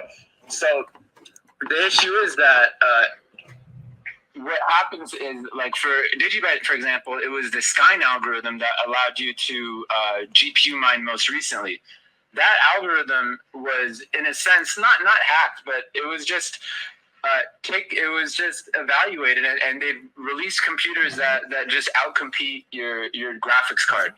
But the thing is that, of course, those computers then are very specific, and they can't be used for GPU functions. That's I think the crux of it. But yeah, does that answer that? There's nothing wrong with the algorithms themselves. It's simply just the work that would be done and the effort taken to change it may not be worth it, or we're just not at that stage yet. Well, did anyone else? Yes, go ahead. Yeah. So, those answers are definitely, pretty good. So just without getting overly technical here, the original algos that DigiByte had with 5 mining algorithms were based upon the SHA competition that was created by the U.S. government. This group called NIST, the National Institutes of Standards and Technology. They're the ones that define how top secret encrypted information is handled. The algorithms that DigiByte originally launched with were the finalists in that competition. Part of the criteria for that competition was that the algorithm design would be conductive and easy to design ASIC chips for. So an ASIC chip stands for Advanced Systems Integrated Chip, I believe. I might have one of those words wrong. But basically, it's a computer chip that only processes a mathematical algorithm, and that's it. That's all it's good for. Like, for instance, SHA-256 algorithm, so that's one of our algos. It's also Bitcoin's mining algorithm. The only thing you can do with a Bitcoin miner electronically, besides mine Bitcoin or DigiByte or a handful of other cryptos, is basically use it as a paperweight or a boat anchor, because it's pretty well worthless if you wanted to use it for any sort of other computing function. So with that in mind, all of the proposed and ProgPal, RandomX, all these other algorithms are some conjunction of previously mathematically researched algorithms that were typically a part of that SHA-3 competition or this most recent competition where new algorithms were released. And so, developers will take them because, the extensive process of creating an algorithm, a proof of work algorithm, is exhaustive. I mean, that competition went on for 5 years, and there were PhD mathematicians from all over the world that were evaluating them and competing them. So to get that level of expertise and critique on super complex mathematics, it's not something your random average dev can just whip up and put together. So most of the other cryptocurrencies that have got, supposedly new innovative mining algorithms, we're just basically taking 2 or 3 of these finalists and combining them together, and then they just give it a new marketing brand name and combine it, right? And it's kind of the basis behind a lot of these proposals. The problem with that is you can still build an ASIC chip for it. And, Bitcoin found this out in the early days. I remember I was mining literally a half a Bitcoin a day in 2012. And when the first ASICs hit, I went from a half a Bitcoin a day to literally, I calculated it would take me 6,000 days to get another Bitcoin. That literally a week's time. That's how much the difficulty skyrocketed. And so if you go through the process, take a year and a half, develop the code, roll it out, introduce systemic risks to the blockchain that will be attacked at the point of the hard fork, guaranteed, you basically find yourself in a situation where hardware manufacturers, often within weeks, if not months, will roll out another ASIC. I'm of the opinion right now there is not a single ASIC-proof mining algorithm out there that couldn't be, if the economic incentive is great enough, you will have an ASIC developed. So the question is, you go through all this effort to change the algorithm, and then 6 months from now, you're back in the same scenario. That quick question, Jared. Yeah. So ties into exactly what you're talking about. The AutoCrypt algorithm was pushed out to have that exact effect, not have an ASIC competition, an FPGA, which is a different type of hardware that programs motherboards, if I'm not mistaken. And within, I'd say about 6 months of being launched, there was one single pool that was taking in the majority of the rewards on that algorithm, which I believe still stands today. And is that because an ASIC was developed and mines on that algorithm? I think is a simple way to ask that question. So this actually brings up the next point that I was about to get into. One of the cool things about DigiByte is it is truly decentralized. One of the frustrating things about DigiByte is it is truly decentralized, and it's pretty well impossible to get accurate mining data and an up-to-date snapshot on who, what, and where is actually mining. And that's something I've been digging into for a couple years now, trying to figure out. I can tell you that there have been state-sponsored, funded hardware mining DigiByte from different countries. Literally, I'm not going to reveal what I guess. I mean, basically, there's been funding inside China. There's been funding inside Russia. There were ASIC miners developed at the same place that developed Russia's nuclear weapons that specifically were mining DigiByte. But none of this information has been revealed publicly because these miners don't want to reveal their edge and their advantage. And unfortunately, that's kind of where we are right now. And when you look at the data, it's kind of like a black hole. We know we're about 50-60% of the miners, but I don't even know what hardware they're using. Well, that's in theory. It's like, did a company that manufactures FPGAs create a new piece of hardware and is keeping it secret?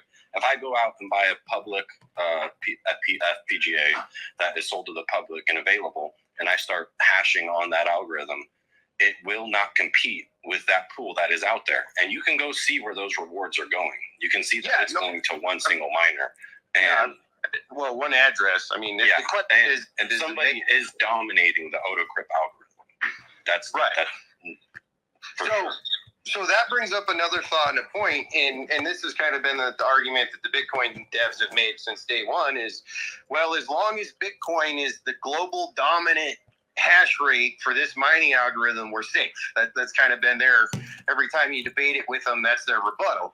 And to a degree, that's kind of true, because once again, remember, if you don't, if you can't mine with those Bitcoin miners or those SHA-256 miners, they're pretty well worthless, right?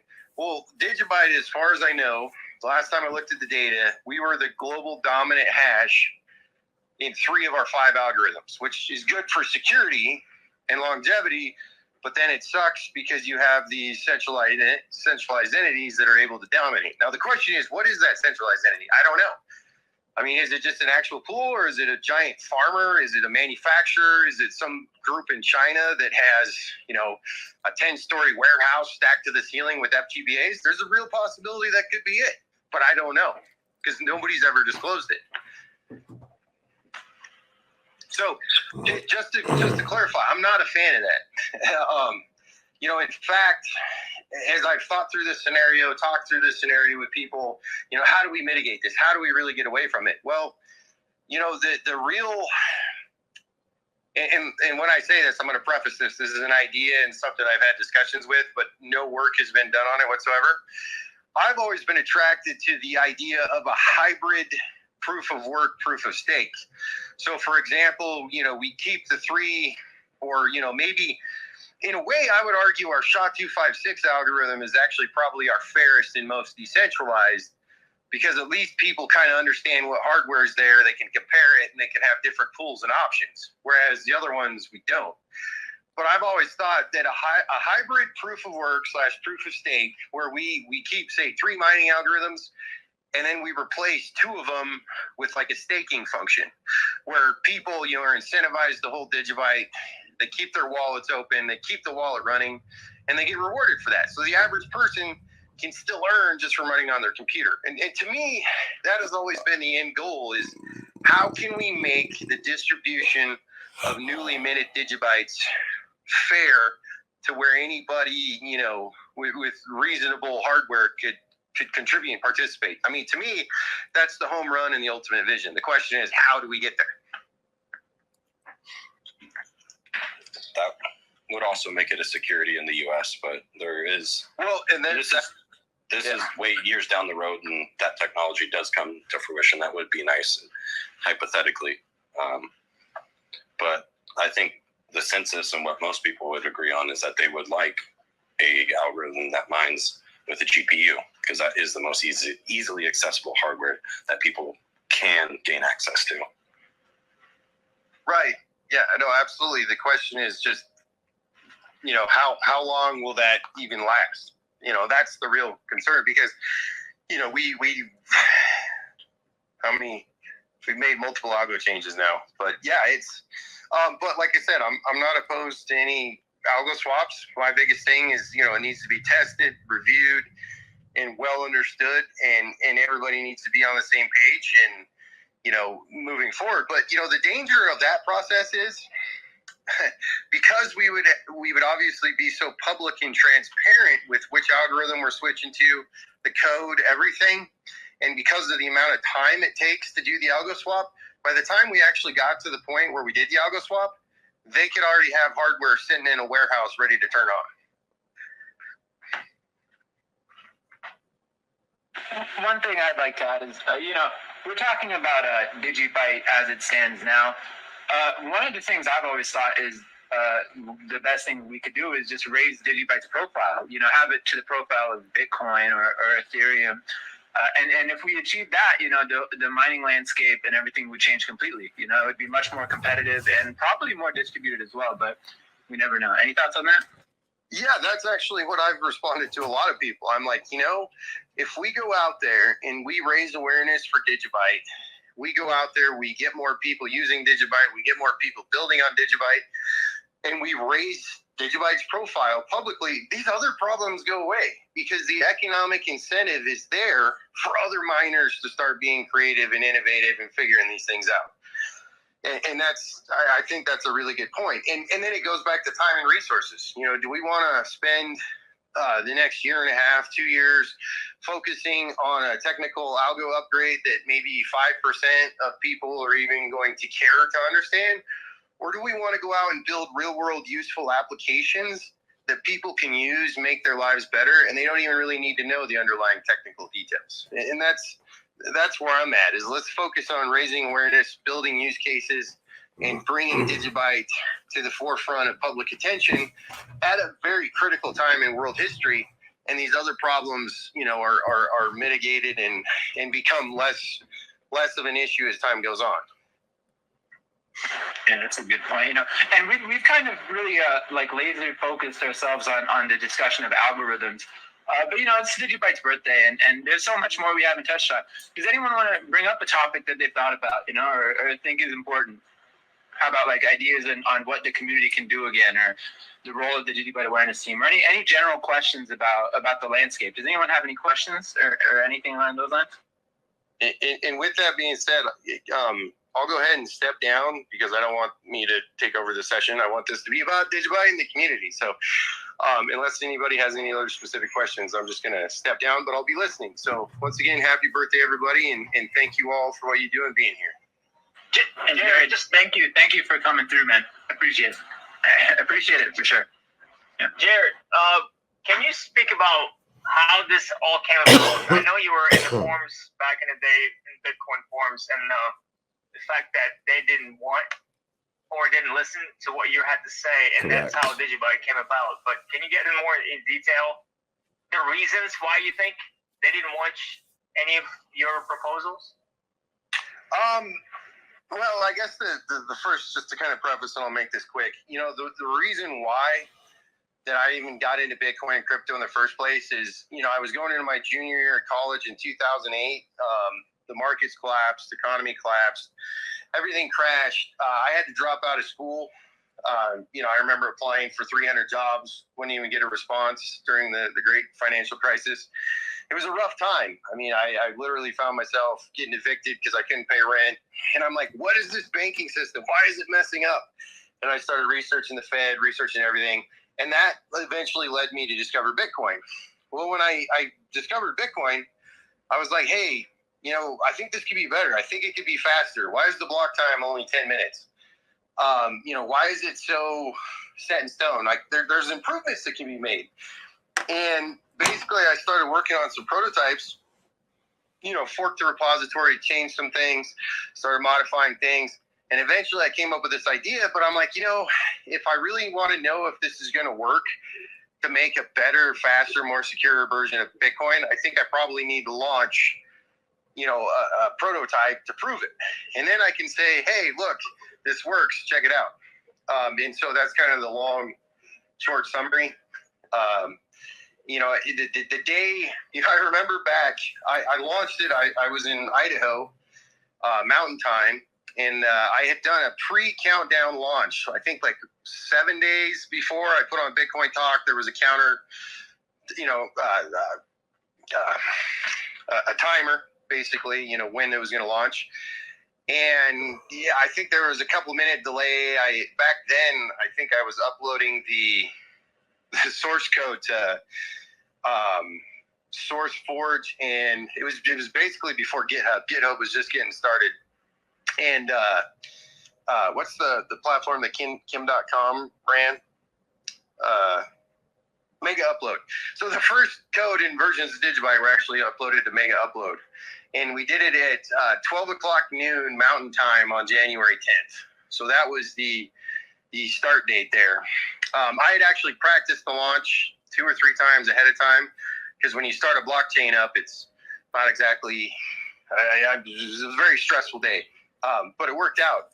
But as time progressed and people started diving into it, they started realizing, and anybody who's actually used DigiByte, like, holy crap, it really is faster, it's cheaper, and there's more decentralization in the mining. And that's true. To this day, we do have more decentralization in mining than Litecoin or Bitcoin.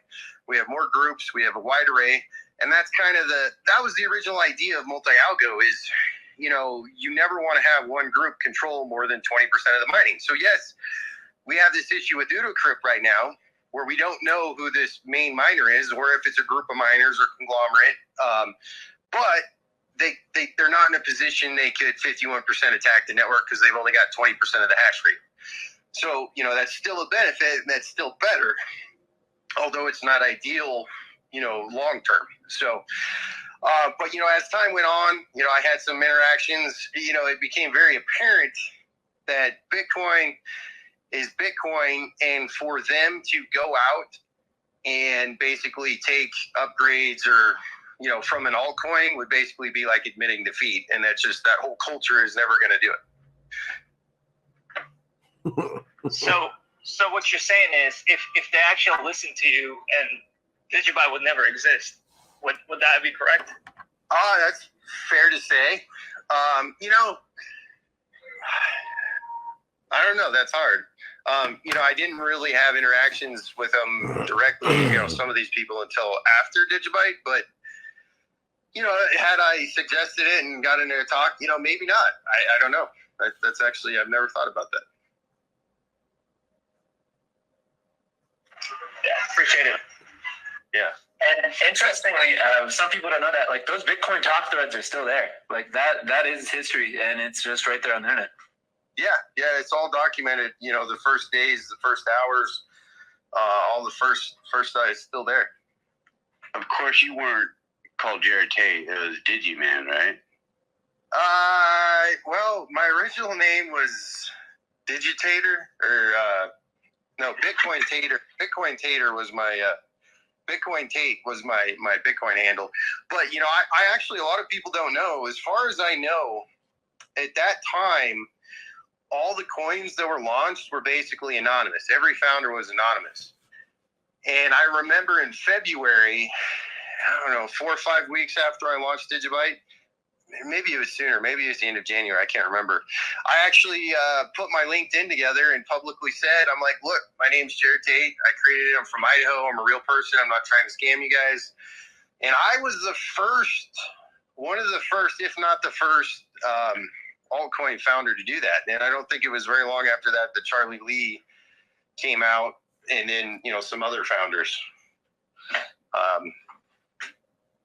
Somebody could fact check me on that, but I think I was either the first or one of the first handful. So you went from white hat to publicly white hat.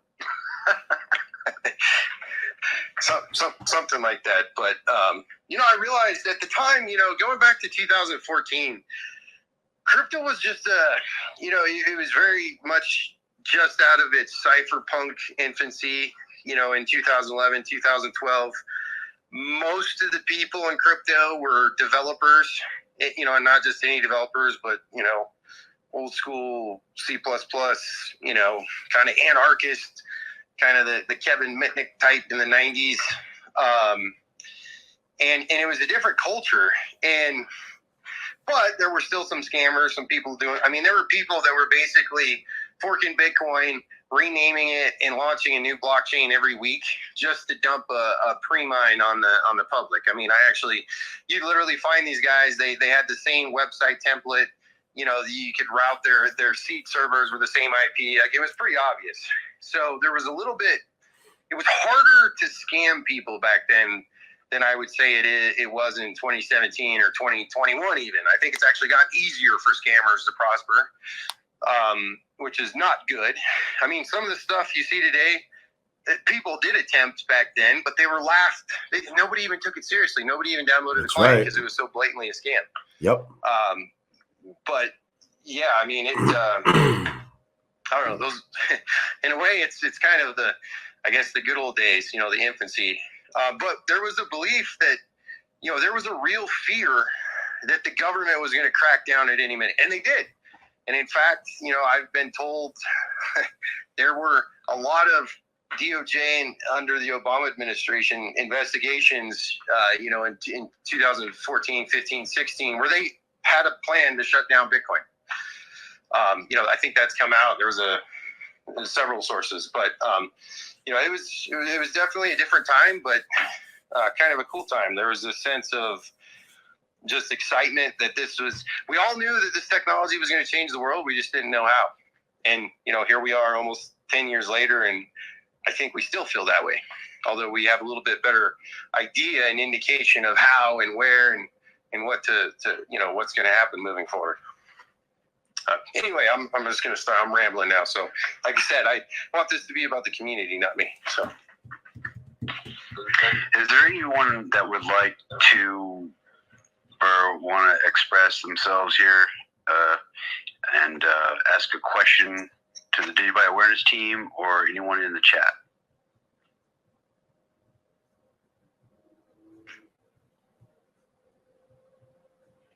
What are the average daily posts from the DigiByte Awareness teams on all different social platforms?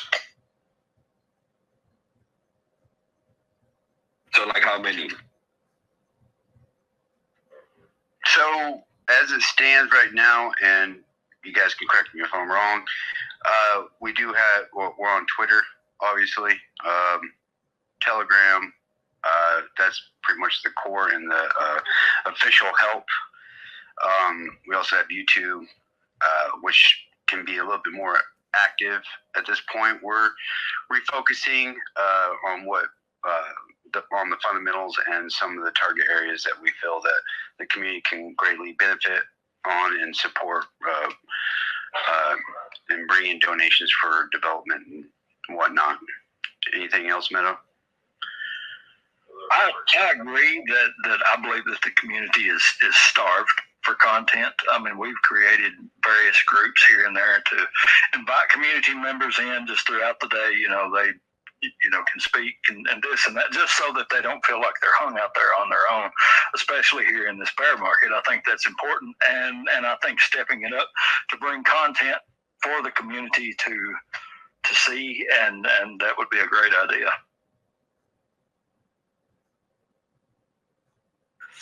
I have a question for everybody. You know, obviously we're here on Twitter Spaces. This is my first space. I kind of like it. It actually kind of makes it like almost like an informal conversation, and you know, like you'd have with a group of people in your living room or something. But what other platforms and channels would people say is the main way that people are communicating in 2023? And I know it's, you know, obviously younger people are way more addicted to TikTok, but I mean, from my perspective, it kind of seems like Telegram's fallen off a little bit. Not as many people use it daily, and it's more Twitter and YouTube. Am I mistaken, or what's everybody else's perspective on you know, where are the real key primary platforms to get content out on? Well, for the most part, we all use Grindr. So I think the best thing to do is just post video content. I don't really know if it matters which social media platform we do, but like video content is the way to go. And then especially of course YouTube and TikTok. TikTok is very addictive. It's like the heroin of social media. I think people share things pretty rapidly there. And besides that, it's like nowadays most of the social media companies are kind of getting alike, you know, like YouTube's also implementing shorts, Instagram implementing reels. Everything is about video. So I think quick video infographics, you know, you can build simple ones with Canva for like within a few minutes. I think those should be the key in the content strategy. Besides, of course, just knowing what we are doing, because if we know how many posts we do and what the reach for that is, we can try to improve on that. I agree. I definitely agree with everything he just said. When we look at the social media landscape right now, it's true that all the platforms are trying to mimic each other and become TikTok in a sense. When it comes to like users over a certain age though, like probably over the age of like 23, 25, that's when like TikTok use, I think, begins to decline. I think the internet has decentralized itself, and the connections are actually more peer-to-peer now. So it's just a one thing I'd like to plug though is the DigiByte Reddit. It's a large community. It's got 45,000 subscribers, and not that many people post. And it's kind of odd to use Reddit. A lot of people don't post on Reddit, but if you have an important message you want to spread to the community, if you post it on the DigiByte Reddit, thousands of people will see it. Regardless, like it's almost guaranteed to get thousands and thousands of views just because there's not that much content there. So just want to let you guys know about that. I almost forgot about the Discord that that Oliver is upholding there from the awareness team, and I know LT's in that too, and John Song, and forgot about that. Yeah, that's good too. Jose, man, just whenever you feel like speaking, just chime in, man. No need to put that emoji up. Yeah, thanks. No, I wanted to make a comment because I think this kind of matters. The two platforms right now that are getting the most interaction are Twitter and the subreddit. And like Script mentioned, the Discord. And I think that the different platforms can be used for different things. Like if you want to talk about business, if you want to hold a community education hour like the ones that the DigiByte Alliance has been doing, that is a great place for it. Discord is a great place for it because here in the spaces, sometimes people come in and can be disruptive, and it could be more of a lounge and hangout. Right now, I'm glad that nobody's come in and started just going off. Like I think we've held spaces and we, the host gives somebody a mic and then they start just rambling off and saying crap and then they leave. But so different platforms are gonna be used for different things. And yeah, just knowing that Reddit and Twitter right now probably get the most interaction for the DigiByte community.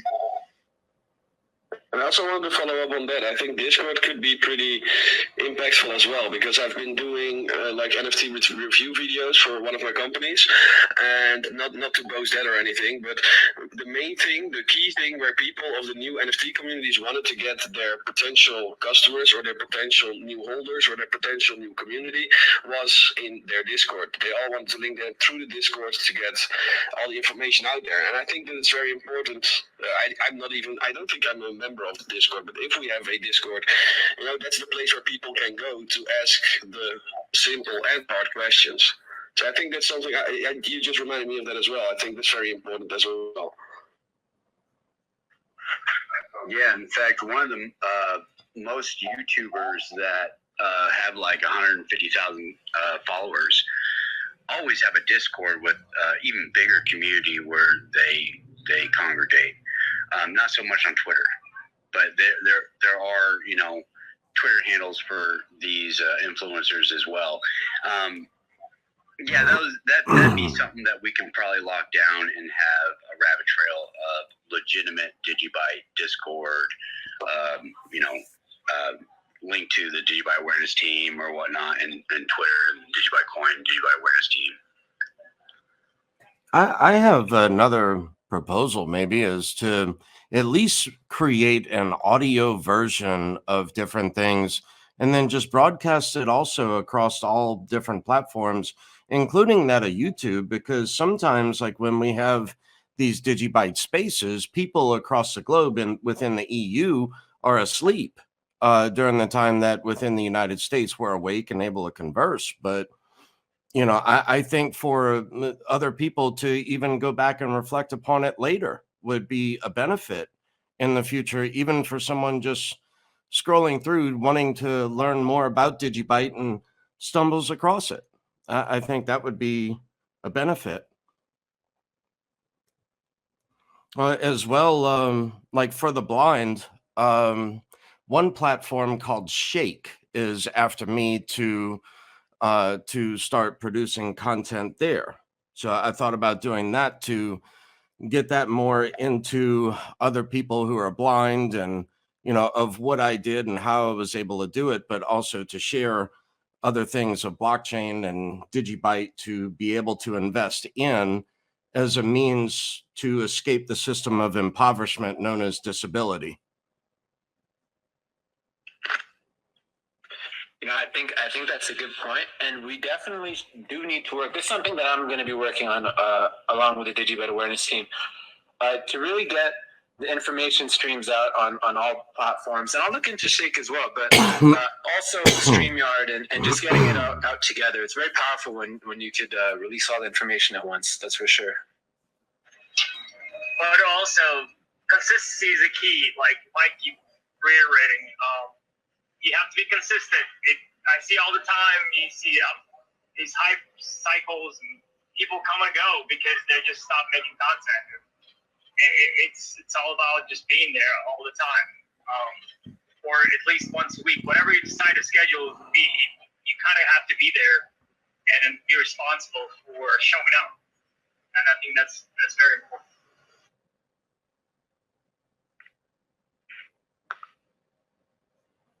I definitely agree on that, and that's also why I like one of the recent weekly updates that we were doing from DigiByte. I was trying to find the tweet to share it in the space, but there were some weekly updates, and they were getting pretty good engagement, and that's for Twitter then.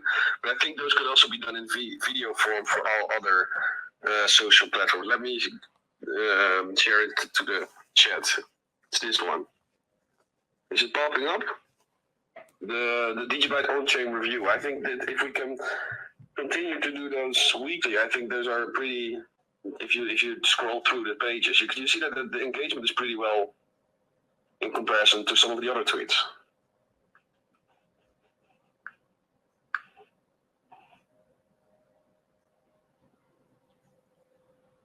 Yeah, that's fascinating. A quick question for those of you guys that are much better at this stuff.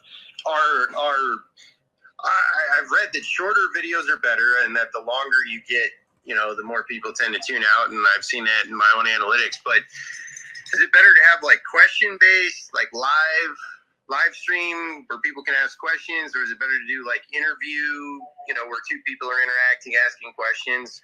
I know personally, I tend to jive better when I'm talking to somebody else, and that's what's kind of great about this group is it's like a discussion format, which I feel like is a better learning tool. But what's, I guess, to format videos and audio, what does everybody think is best?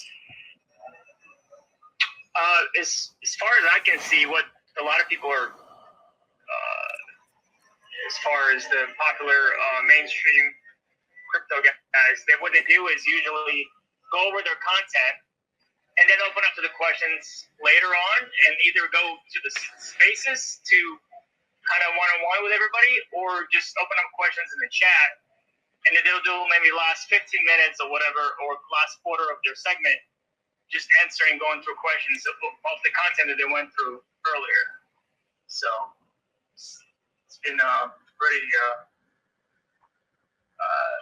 I say, successful. I gravitate to the second part of what Jared just said, to where it's more of an interaction and questions and answers that are going back and forth. I tend to get more out of content that way than just someone spouting off and going through. Not only that, whenever I try to go through a lot of different information, it's like after the upload is finished, I'm like, oh shoot, I forgot to mention this or that. And it's like I tend to get more out of the interaction between other people going back and forth on different things and bouncing different ideas and brainstorming back and forth. I tend to get more off of that. I agree with Dave there. I seem to like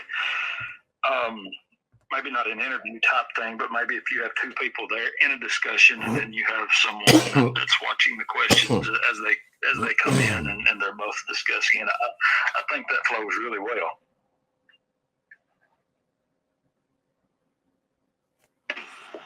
How about the approach of mixing the medicine with your food, so to speak? An example would be like you're talking about, blockchain related things, but then you talk about things that people can relate to on like everyday life, such as health,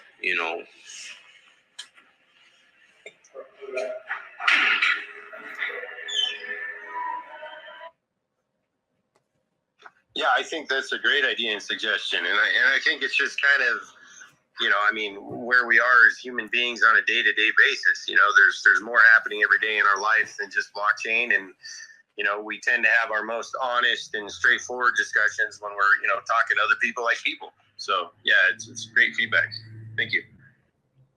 I also wanted to touch upon your question whether we should do long or short form content, because you said, well, maybe it is when people need to watch longer that they will drop off more easily as time progresses. But I think quality is here the most important guideline, and just testing. So quality, of course, if you have a high quality video, people will tend to watch it to the end with higher average percentage viewed. But in other ways, if you do the shorter content, you might be able to produce more. And what you could do is maybe set up a long form video, like an interview or something like that, and then make one or two, or maybe do a contest between the community of finding the best clips.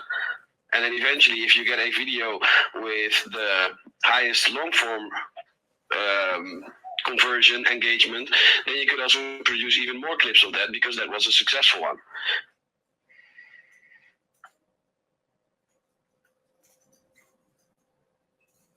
Yeah, it's a good idea.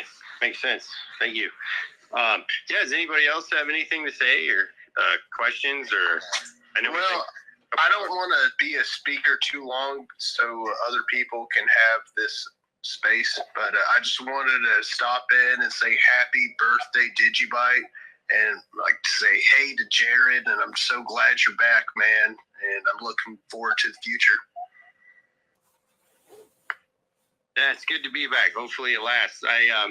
For those that don't know, I was suspended in July, but I've actually submitted 12 appeals now to get my main account back, and I created 4 new accounts, and all of them were instantly banned. This one I created in November, and it was instantly Same for banned. me on Facebook. They banned my phone number, my IP address. Yep.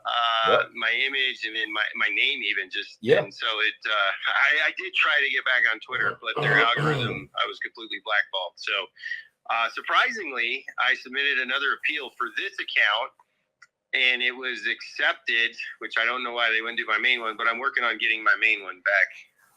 But yeah, I like the flow of these faces. I mean, it kind of reminds me of the early days when we were all, back in IRC chat when DigiByte first started. It's kind of coming back to my mind now, but it's definitely a more informal way, but I think it's more of a direct way, which is kind of cool. Right on. Yeah, I got a question. Jared, have you ever thought about writing a more technical book over 2035? Because that one's more of your personal philosophy on a lot of things. Yes, I've thought about doing a really kind of technical deep dive, and then I've also thought about doing like a blockchain 101 simplified one. But I've kind of come to the conclusion, at least for my style, I hate writing, and words can often be misconstrued, especially if you're, confined to 120, 150 characters. I like the video format, and one of the things I've really wanted to do since basically 2018 is come up with video series, video guide, short form, just direct over a variety of topics. And that's kind of what I'm really focused on working towards in 2023. Because I feel like a hardcore technical book, I mean, you have a fairly limited audience. And most developers, I think, are just more interested in finding, development guides or integration guides, written, on GitHub.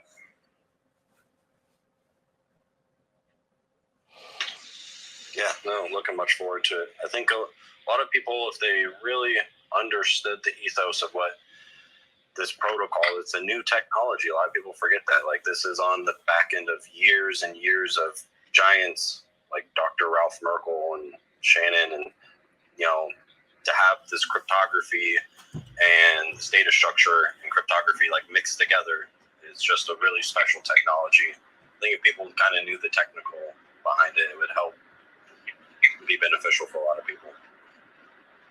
Yeah, I see where you're coming from. You're talking more about just a deep kind of analysis and explanation of what's going on and why it matters. I mean, it's a good idea. It's one of those things, like you said, going back to the early days, I mean, just building stuff for the first 4 or 5 years, I mean, it took 100% of my time and others' times, so there really wasn't time to do many videos or updates, but it's important because, on one aspect, you got the technology, but the other aspect, you have to communicate that to people, and you have to try and communicate it effectively to bring more people in. Because if you don't do that, you can have the best technology in the world, but nobody knows about it.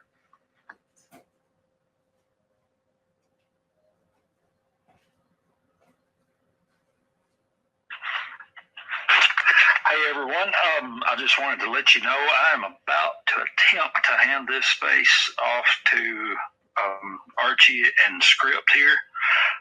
I hope that it doesn't cut everyone off. I hope it continues on, but if it does, then that's why I'm coming. This car's basically carried on the side of the road. I'm up in Tennessee, and I'm about to have to move. So,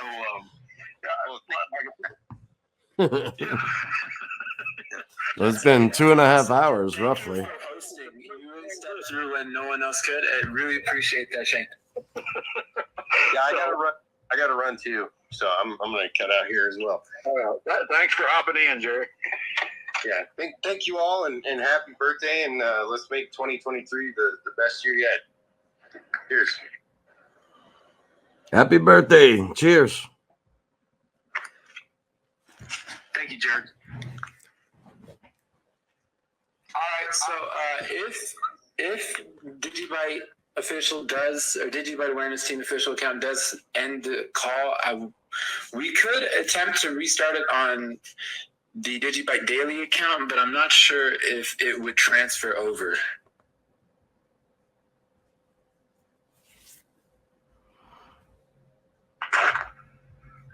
You should be able to carry it on as a co-host. I mean, that's the way that it's been done before, that we would keep spaces going. But, I mean, just as a precaution, I thought I would let everyone know if it disconnects. That's why. I'll be able to carry it for a little longer, but I'm about to have to move along here, and then I'm uncertain of the service that I'll have to keep carrying it.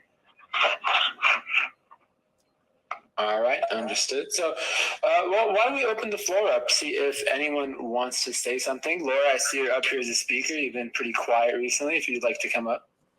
No pressure. Would you mind if I asked a quick question? Go ahead. Might get a little bit of a tangent. Apologize for that. I think there's developers here, and accolades are a little bit different from where I'm at. But I saw a tweet just recently about ChatGPT, and I was just wondering what anyone in this space thought about ChatGPT. And I'm not sure if y'all saw the tweet about it using some possible or DigiByte technology. But I'm not sure if that's off the wall stuff. And what do you make of that? I think that was. I think you might be referring to Michelle's tweet. I think that was more just getting a feel for how ChatGPT works. It's just an AI. It's an AI engine that answers questions or follows directions. I think that was not using DigiByte technology, but simply just asking it about companies that might be using it. But if anyone has any input on that, I don't think there was anything to that. Let me let Jared up here again. So again, the floor is open. I don't think that question is too relevant, but if anyone else has anything to say, or I'll definitely pipe in on this. I've actually spent a fair amount of time using ChatGPT, and not just ChatGPT, but the open beta playground. And it's a game changer. Over the last 3 weeks, I've used it to write numerous forms of code. I took, for example, the dandelion.cpp file in the blockchain DigiByte core source code, and it's 600 lines, very complex, hard to read, hard to understand.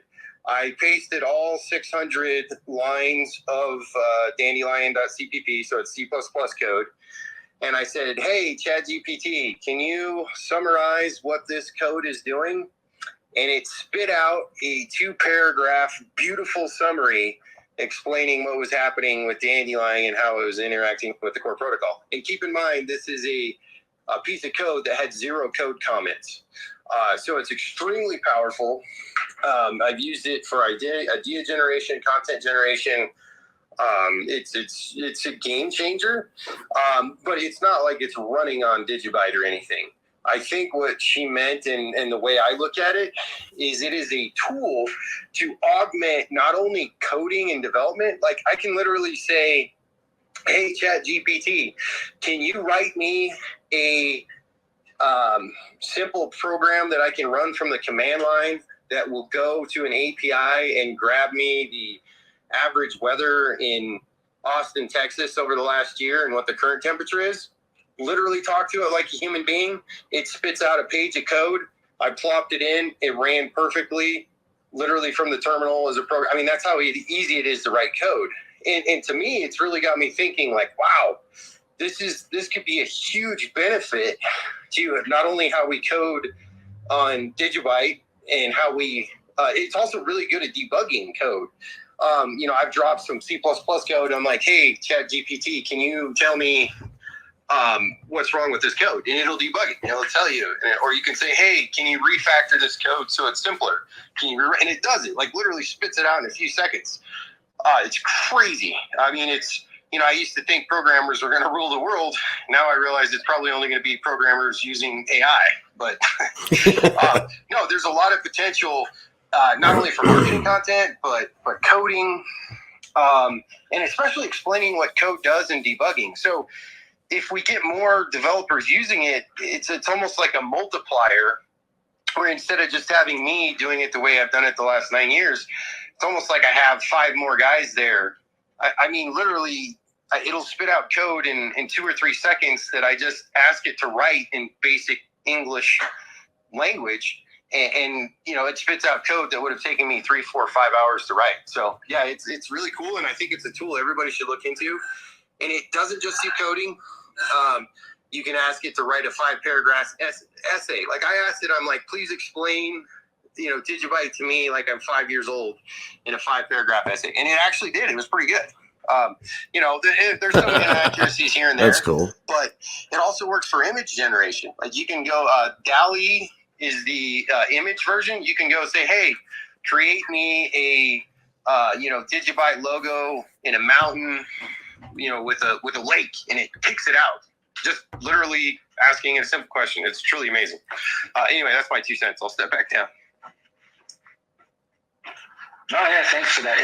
Yeah, these AI tools, a lot of DigiByte community members have been using them, like Jared said, to like make some content, and there's definitely a lot of things you could do with it, but just not running itself on DigiByte. I don't believe it's utilizing DigiByte.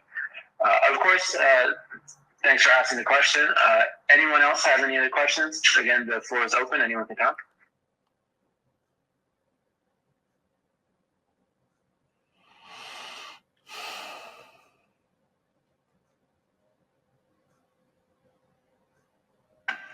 I have a statement.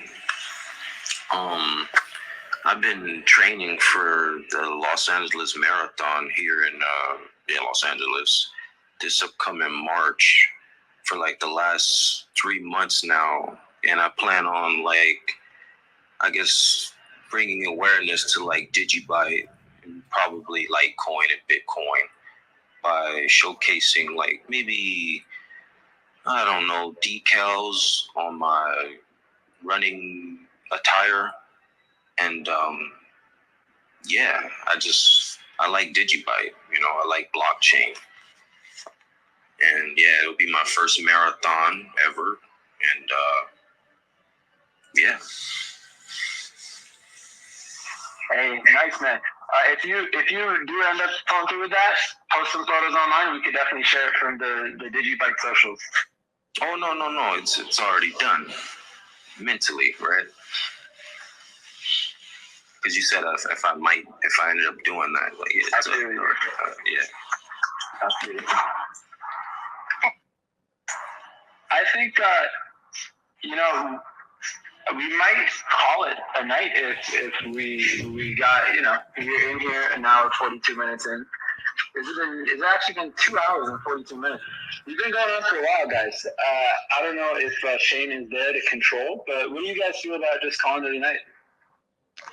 Yeah, I gotta run too. Literally here quick. So, but yeah, thank you all. It's been great. We should do this more. I just want to thank everybody here that has participated in speaking. It's been a humble experience. 9 years for DigiByte. What an awesome time. And just want to thank each and every one of you just stepping up and playing your part for this phenomenon and just to continue the good fight. When are we going to get script live TA streams at 3 in the morning again? Well, it has. Thanks, Q, for bringing that up. It has been. I've been waiting on this shit night and day. I'm up at 3 in the morning. I'm like, when the fuck are you gonna start the stream? I know that's one of the things that in the DigiByte awareness team that we've been discussing. It was good. I'm not when I'm part of the DigiByte awareness team. I can't talk about price, or like future price predictions or anything like that. Like the TA, I was battling to say, look, guys, I'm just looking at the patterns, the TA, and all that. But it's not really something that I'm going to get back into. Maybe me and you privately, we can talk about it anytime. There is a DigiByte speculation price chat on. There's over 2,000 people over there on Telegram. But at this point in time, it's just like we're refocused on the fundamentals and the education and trying to figure out where we're going as a team. I know a lot of the DigiByte Alliance has picked up a lot of the education part. So we're just kind of like refocusing on what we can do better for the community. Did that answer your question? And trust me, that was honestly the most shit answer I've ever heard in my fucking life. A politician could have wrote that shit.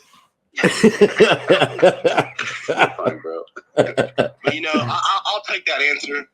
But I think it was good. You brought more awareness when you did your live streams. Don't get me wrong. Once I get my computer up and running again, I'll do more. I mean, who the fuck wrote that? Joe Biden? Who fucking wrote that speech for you? No one. It's just mainly this.